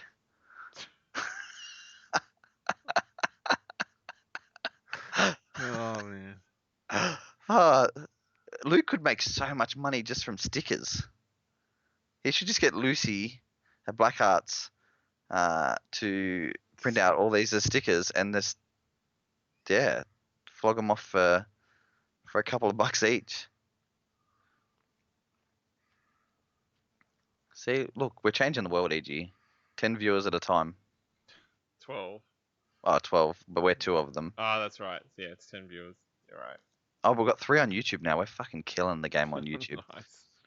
Nice. You don't have YouTube open, right? No, I don't. Oh, so we've got at least 2. Because I'm one of them. Okay. But, yeah. Like, I understand, like, especially for somebody like you, you're going to say... Well, yeah, the main... Yeah, okay. Reese in the comments on Facebook has said, who's generating the content? Well, that's the issue. Previously, it was magazines and stuff like that were putting the content together to sell their product and to sell advertising in their magazines, on their DVD productions, and then the drivers were getting exposure off the back of that. But yeah, it's up to drivers to start putting the stuff out. Like, yeah, but I don't drivers can approach other drivers content creators as well. Yeah, well, exactly. I feel like in Australia, one of the biggest things is people want something. Aussies always seem to want something for nothing. And I think that tends to be a bit of an issue too. I know guys who will show up to a certain club's track day X number of times and think that they're helping out and then expect to be able to drive for free. But then at the end of the day, that money's coming out of the pocket of somebody else to pay for you to drive, even though you think you've done enough already for free stuff, and everybody wants something for for free. There's not much give and take. But to get content started to start with, I don't think there's a driver in the country that doesn't have one of these. Now, like, yeah. Like, when Drift Australia and all that were around, Fink probably couldn't even afford a prepaid SIM card for a Nokia, and now I would hazard a guess to say every driver competing in any drift competition in Australia has a smartphone.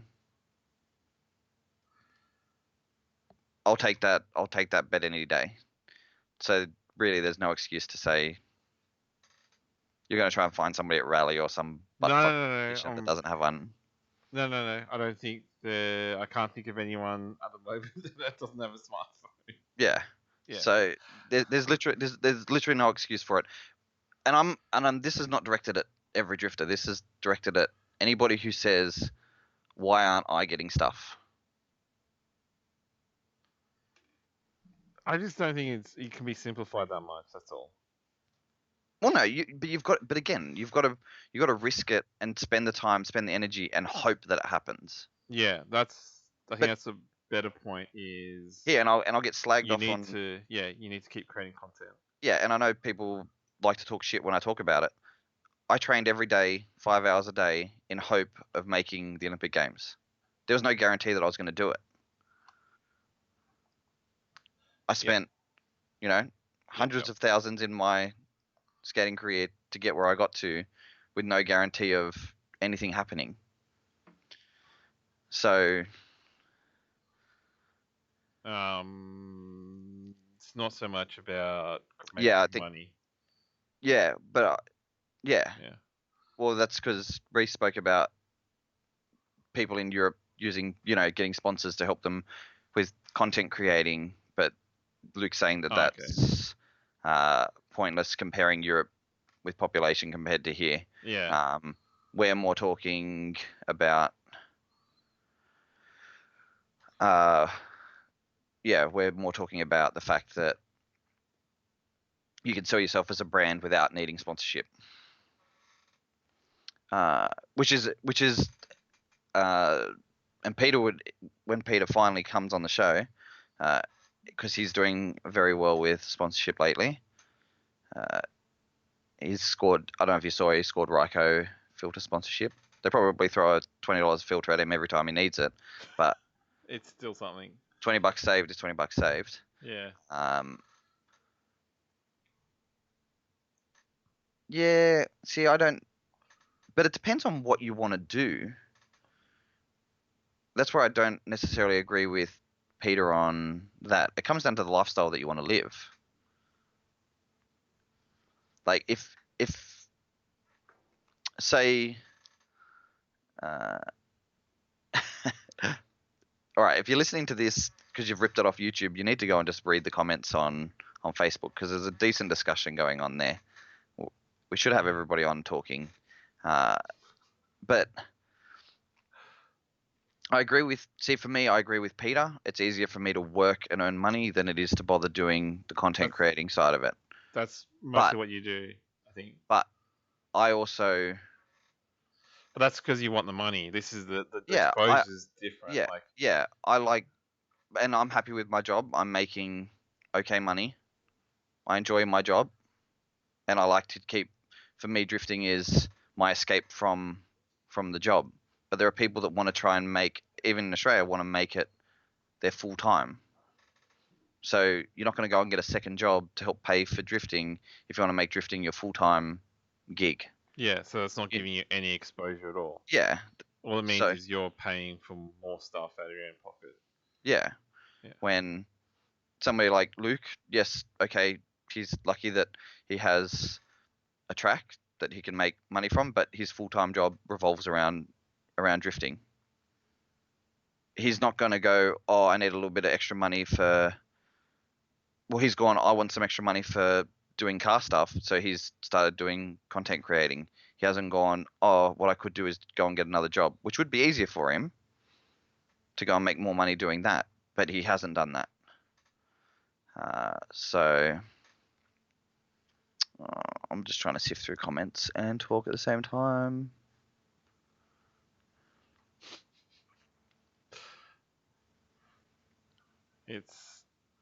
I think it's a fairly complicated sort of topic, Yeah, and look, there's not really some one sort of overarching of course, solution for everything. So and the comments, but see, this is the thing that kills it a little bit, is the fact that even in the comments it goes always goes straight back towards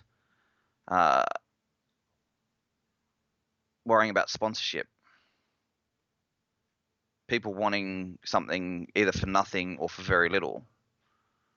So I want to be able to drive and I want to get XYZ brand to jump on board, rather than being like, if I sell 200 t-shirts this month, it could pay for XYZ of my I can pay for XYZ, my next two entries for comps or practice days or whatever if I've sold a certain number of shirts. But for me to be able to sell shirts, I've got to be selling them something else. Well, I have to be giving them something. There's no other reason for them to bother. Yeah. So and then sometimes like part of the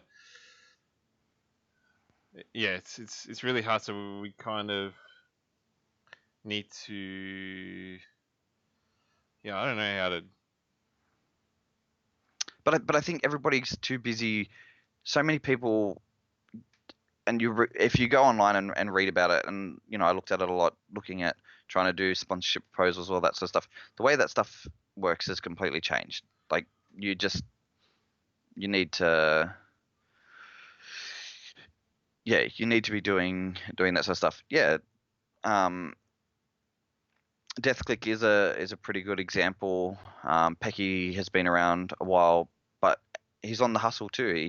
He shows up to events. He's helped sponsor QR Matsuri and getting the stickers done, and then he's able to add his name to it because he's gone and got the window stickers made and all that. And he's there. He's in person with a trade stand. And he's doing it. If he had more time, that's a job kind of thing. Yeah, but he also has a second job. That's his full time, isn't it? Not at the moment, but he's working on the printing and all that sort of stuff being his full time. Okay, I thought that was his full time. No, he has another job. So I thought he quit Tab. That's what he may have now, but yeah. But yeah, he's he started printing and doing all that sort of stuff. But originally, it wasn't a full-time thing.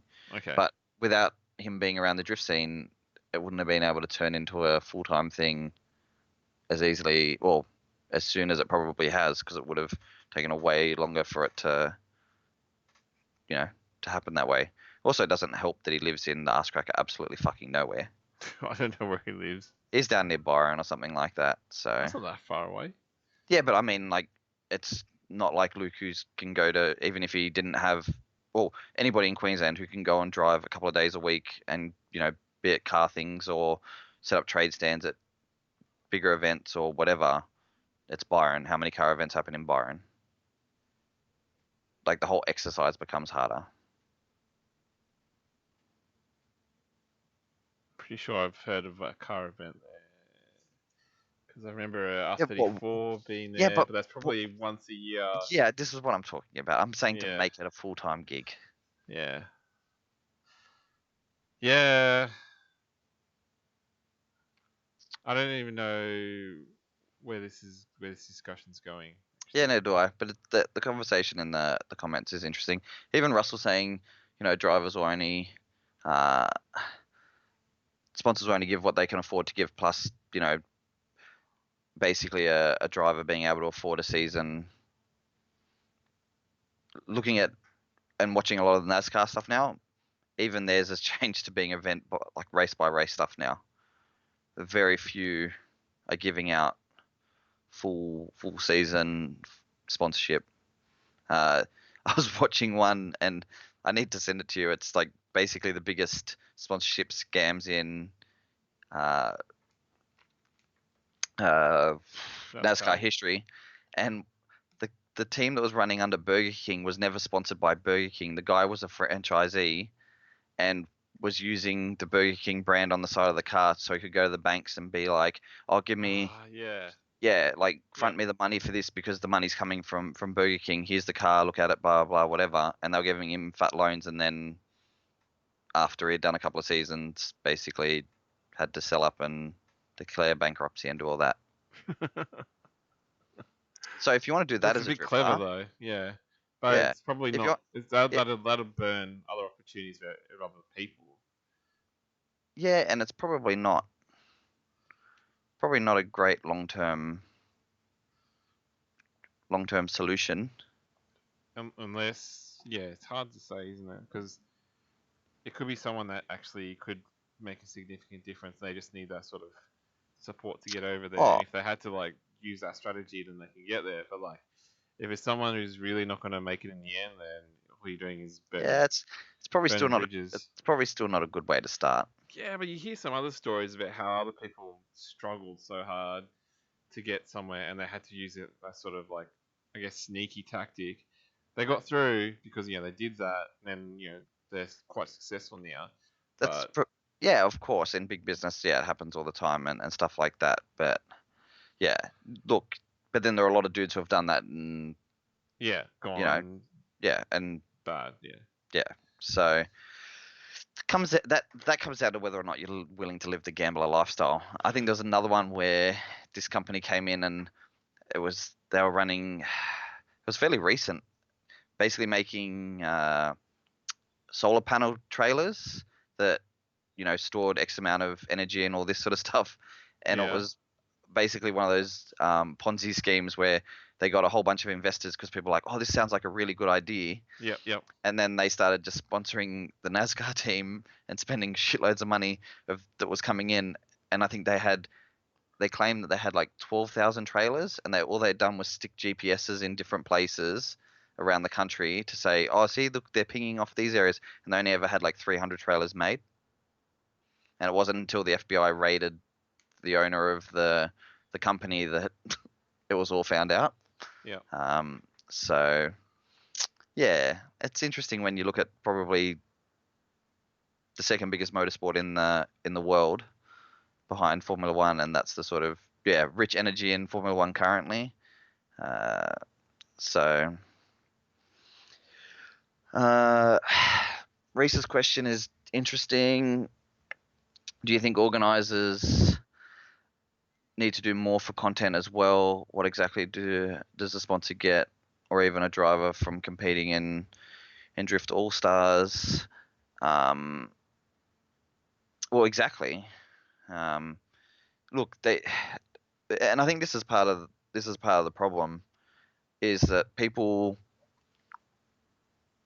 again, Aussies just expect something for free. Oh, I'm putting my car in this event, sponsors will come. We're giving the drivers this, sponsors will come to them. It's not that simple, and I think even the series sponsor knows that it's not that simple, because if it was that simple, they would put their brand all over every single car and pay for a 32 car field. It's just not worth it. So what an event like that is good for is for each driver to make their own content, tell their own side of a story, and this is what we keep going back to, is that it's underutilized by them to try and sell themselves. Or I know genuinely some of the guys are just driving it because they enjoy being able to go to some of the bigger tracks around the country, and they get to compete on semi slicks when most your other, well, pretty much every other, no, other than More Time Attack and Drift All Stars, every other series in the country is tire restricted. So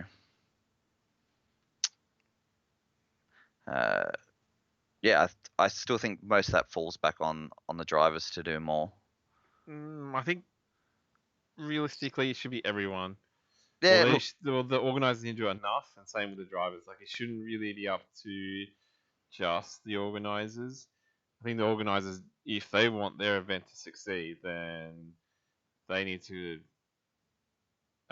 create content as well, well as the but drivers, because but they leverage each other off.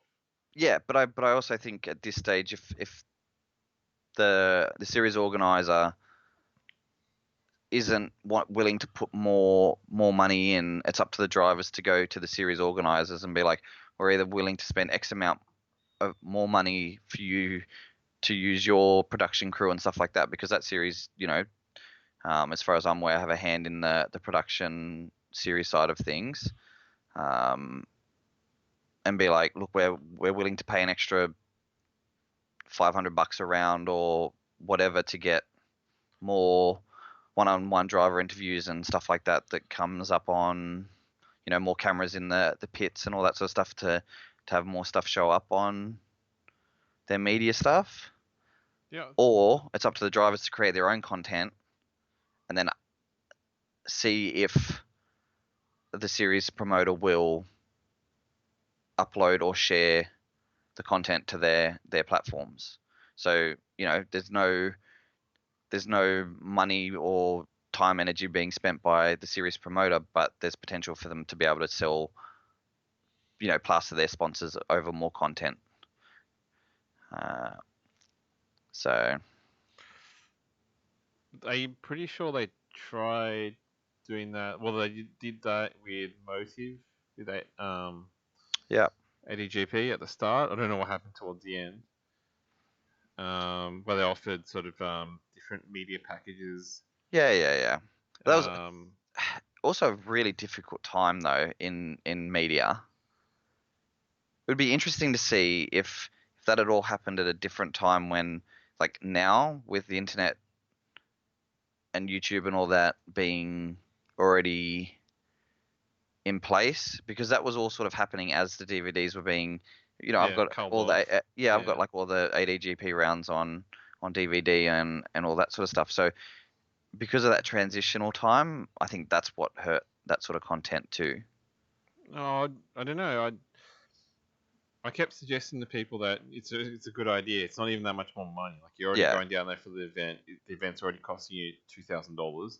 You just put another $300 in, and you get, what was it, like a 7-minute video, yeah, like a 7 minute. I think it's like a minor as opposed to like a 15-minute major thing for, I think, $600 or something like that. It wasn't that much of a difference, yeah, and to me that was pretty good promotion because that's Australia wide, all those magazines, all the DVDs online and on TV, I think as well. So yeah. So here's an interesting one for you, Reese, because Reese has said in the comments, chicken and egg a bit. I think sponsors will support more people if they know that they're getting distribution hugely through an event organizer as well as drivers creating content. Well, what about a situation like Adam LZ with FD? Adam has more followers than FD does. Adam doesn't need FD. So he doesn't need to be like, hey, FD, can you share my content? Because the reality is, yeah, yeah, but it might help him grow a little bit, but in that it case, FD would benefit from that. of course. But this is the thing, this is what we have to think about sometimes when we're saying, does the event promoter need to do more to sell itself when there's potential that there are people within within the organization already that have a bigger following. uh, Now Yeah. you're making me do on the spot research, but this is actually kind of good. I think um, they both go in hand, so they need to leverage each other at some point. Because I'm sure Oh, of you would course. bring in as a driver some audience that the organizer wouldn't have, and then the organizer would bring in audiences that the driver doesn't have, and then hopefully they'll sort of mix around, combine, make each side would benefit, and they both like either or both can go to the sponsor and then actually benefit from that experience. Yeah, but again, people expect the second that you do it that you get something for nothing. Yeah. Like, oh, we shared that content. Oh, we didn't get anything out of it. Don't bother doing it again. That's sounds like a very common mindset around here. Yeah. Not everyone. I'm not saying everyone, but there's a lot of people that say, that failed. I'm not going to do that again. And that's it. Yeah. And look, I give huge props to, the multiple series around the country that continue. Some events run at a loss, some run at a win, and they keep doing it just for the love of drifting. But when your costs start to go up and there's not a way of trying to make it workable other than, as Peter said, go get a second job and make it pay for itself. Well, we're more talking about when we have these discussions, I think I can safely say we're both thinking people who are trying to make either drift their full-time sort of gig or it well and truly pay for itself. Yeah. Is when we have these discussions because, both of us both of us do go and work day to day to pay for our driving habits, and neither of us are actively trying to get somebody else to pay for it. So when we talk about it, we're talking about, but I don't think either of us would be willing to put the sort of money in that it would cost to do, say, in 1 year, what Yates is doing. You know what I mean, though? Like, that's a lot of money, I think. Yeah. But, doing say 7 big events on semi slicks, Drift Masters, World Time Attack, and 5 rounds of All Stars, plus entry fees at all those events, and little to no prize money. There's a drop in the ocean of what you've paid for that weekend. We're talking about making that sort of stuff pay for itself. So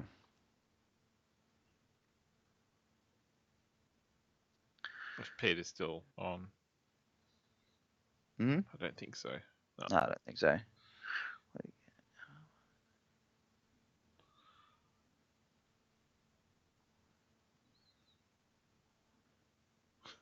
I don't. Yeah. So the thing with some of the lower tier sponsorship stuff on race cars, oh no, Peter's still there. Oh yeah. Is most of those are guys who are sponsoring their own cars. I've got a friend who won a couple of the races at Muscle Cars Masters over the weekend at Sydney Motorsport Park, driving in production sport, and his car is plastered with his own company down the side. And I'm sure he's got a great accountant who makes all that work. And yeah, he works to pay for it, and he gets some tax write-offs on the car. And the fact that the car lives in the same building that the business operates out of. So it's that sort of stuff and that's why we need more old rich dudes in drifting, because that's the sort of stuff that you'll see more of.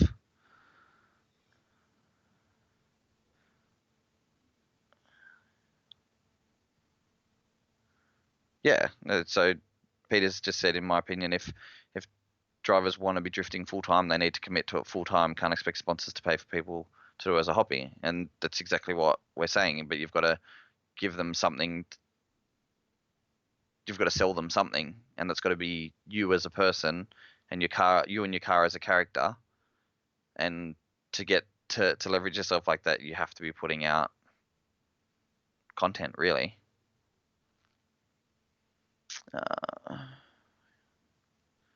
We need to get Reese on the show. I just stalked Reese. Yeah, like literally. Yeah. Reese, we should get on the show. He sounds like, yeah, he's very interesting. Works for, what's his Hard Tuned. All right, Reese, we're gonna message you at some stage and get you on for some. He does some marketing and stuff, so it'd be interesting to Be interesting to speak to. Be interesting to get him on and talk to him because he's clearly got. Well, he's saying leave me out of it, but it'd be interesting to get him on I because think he's clear. already involved because he's commented so much. Yeah, mate, you're already in. Yeah. You're not running away from this discussion.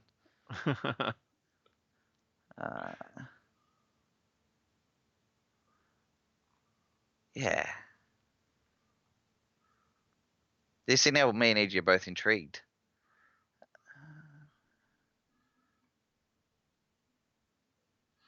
Just having a quick look. He's got a lot of different bits of Yeah. content on his. Like, it's not very. Oh, okay, so he's saying leave me out of it was about something else. Okay. All right. We need to get Reese on because he's clearly got more of an idea. Yeah, and he's been involved with Hawkins and stuff like that. All right. So we're doing some stalking, and I think all right. I think we found our money episode here, EG. Money episode. Okay. And when I say money episode, I mean we're gonna get 24 people to watch it. Okay. Yeah, cool. I can make a poster again. Haven't been one of those in ages. Might have to be a sensible one. He looks big. Oh, okay, because we could get bashed. Yeah, I don't want to die. But yeah, and this is like, and even Reese talking in the comments is one of the big reasons we keep doing this, and the number of times that we just want to stop, and now we've stopped trying so hard, and now we just literally just talk shit, is because it just the open discussion is what is needed more. It's not about who's right and who's wrong. It's about being like, oh, they made mention about this. I think they're wrong. But if I go and do this, let's see where we land, and that sort of stuff. EG will tell you that you're wrong, but EG also doesn't put out content. I put out content. I put out more content than you have. Come on. Yeah, well, you've been doing it a lot longer than I have. I have my own wiki page, bitch, and I didn't start it. And what? Yeah, how many Aussie drifters have a wiki page that they didn't have to start? But mine has nothing drifting related on it. Doesn't matter. Are you sure? There's something about motorsports in there. I thought there was. Yeah, you've probably gone in there and added some shit. No, I haven't. Well, no, maybe think of something else. Okay, no, it's an interview that you're talking about. Yeah, it probably says I'm a great stripper or something. Yeah, nah. Someone's cleaned up your wiki page anyway, because I think Connor made a lot of edits, and then someone made changes to it. Yeah, one of my students had made a few edits to it as well. Oh no, she's still on the list. But yeah, I think we need to get Reese on the show and have a chat about this stuff. But yeah, I think the more normal the stuff becomes, the better. Because and social media just sucks with regards to stemming the flow of reach, really. Like I get messages from Facebook every day on our Clutch Kick page being like, for just $10 you can reach 600 people on your live stream video. It's like, cool. What am I spending $10 for? Like, if the community was bigger, we'd probably get more than 10 people to watch. Yeah. So, yeah. Yeah, we're going kind of quiet now. So, what do you think? Anything else? Nah, I've got to watch Cal's video before I go to sleep again. So, I think, yeah, busy couple of months coming up, as Luke kept saying in the comments. Mount Gambier, Animal Z will be out here. We're only get your entries in. About 6 weeks away from that now, I think. 6-7 weeks. Oh no, it's a little bit more than that. I think about 8 weeks. That should be massive. And yeah, just some exciting times coming up. Marulan's test event, if you're in New South Wales, Canberra, that sort of region, 28th of September. Come down, support, pay entry. Thinking about offering to Nick just seeing if he'll let do cheap passenger rides, and I'll just run drift taxi basically all day just to let people who haven't been who have come down to support and watch but haven't been able to get out on track because they're doing limited cars, and just take people for rides all day.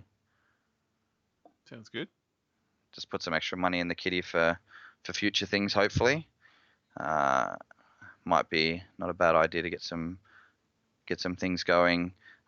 Jake's just said Teeter round 2 is this weekend.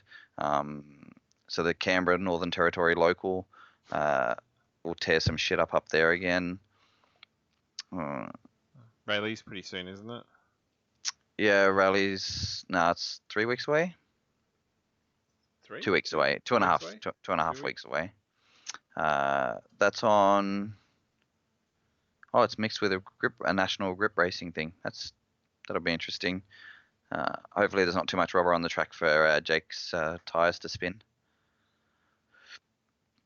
Might be too gripped up for him. No, I think Jake was looking at bigger turbos, so. It's gonna start breaking shit. See you, mate. And yeah, I think still a couple of weeks from the finale of Drift Masters Europe and Drift Games. It's the same event, but it's a couple of weeks away. FD is still another week or 2 away. So yeah, maybe next week we'll actually bother to have a guest, or just keep beating the same drum. Hopefully we'll have some announcements and more news. Oh yeah. We're just like waiting on people. There's so much cool stuff that's potentially going on in the background if stuff gets off the ground, but we have to sit here and shut the fuck up. Actually, you're not going to be there in World Time Attack. We need to get another a pool when the drifters get announced. Yeah, I could go Friday, but I'm not really willing to give up work on Friday for the event. It's not grabbing me by the nuts at this stage. I'll probably get a week out from the event and be like biggest FOMO, but we'll see what happens. Okay. But yeah, you might need your little chalkboard out again. I think they're going to run the same. Yeah, as far as I'm aware. Yeah. So, but they haven't finalised the entrance yet, I think. Yeah. There's been a lot of announcements of people that are coming, but I don't think the whole field's finalised from the sounds of it. I would imagine pretty much so, unless there's breakages from local cars and stuff like that. Yeah. Are you confirmed as working on that other event yet? Are you 100% on that event? Not on that event? Helping out. That's probably about it. Okay. Still entries available for the competition? Yep. In Sydney on October? Yep.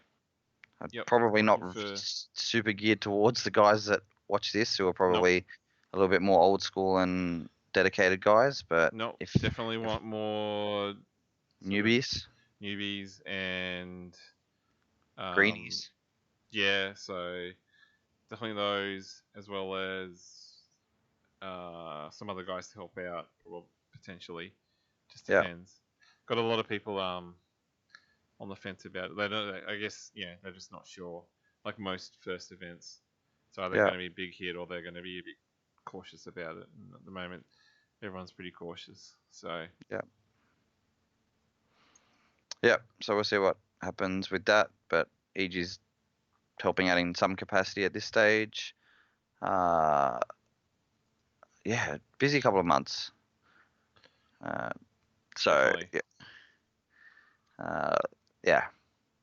Anything else? No, I think that's it. Last round of DCA Queensland is the same, a couple of weeks away too. Okay. So, yeah. I have a question for you. Have you ever considered a K24 swap?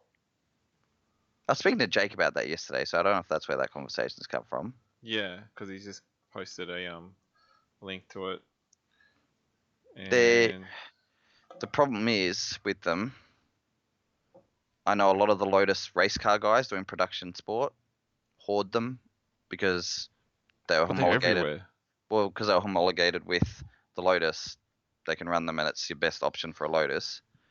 Yep. And I know there's a lot of them around, but the second that they become popular, get really fucking expensive. So yeah, good power plant. Probably not a bad swap for a Sylvia. But yeah, You wouldn't consider it. oh, I'd definitely consider it. Like knowing what I was spending on bloody SR20s, you'd have to consider it. Okay.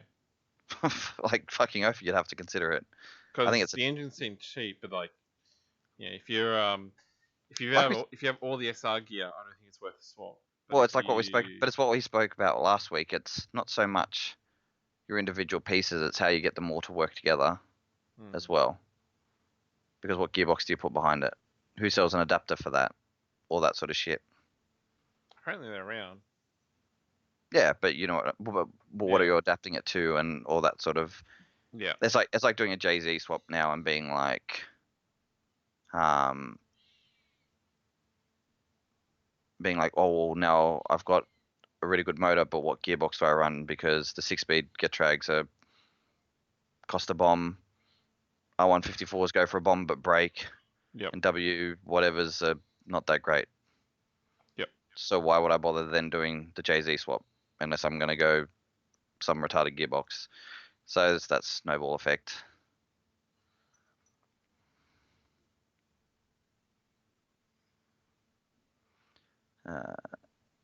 So yeah.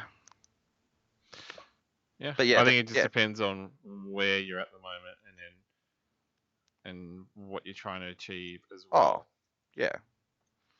Yeah, 100%. So, yeah. Yeah. Cool. Yeah. Right. Finish it off there. Yep. Sounds good. We'll talk shit about people offline. I want to watch Cal's video. I'm gonna watch watch Chaos video. Okay.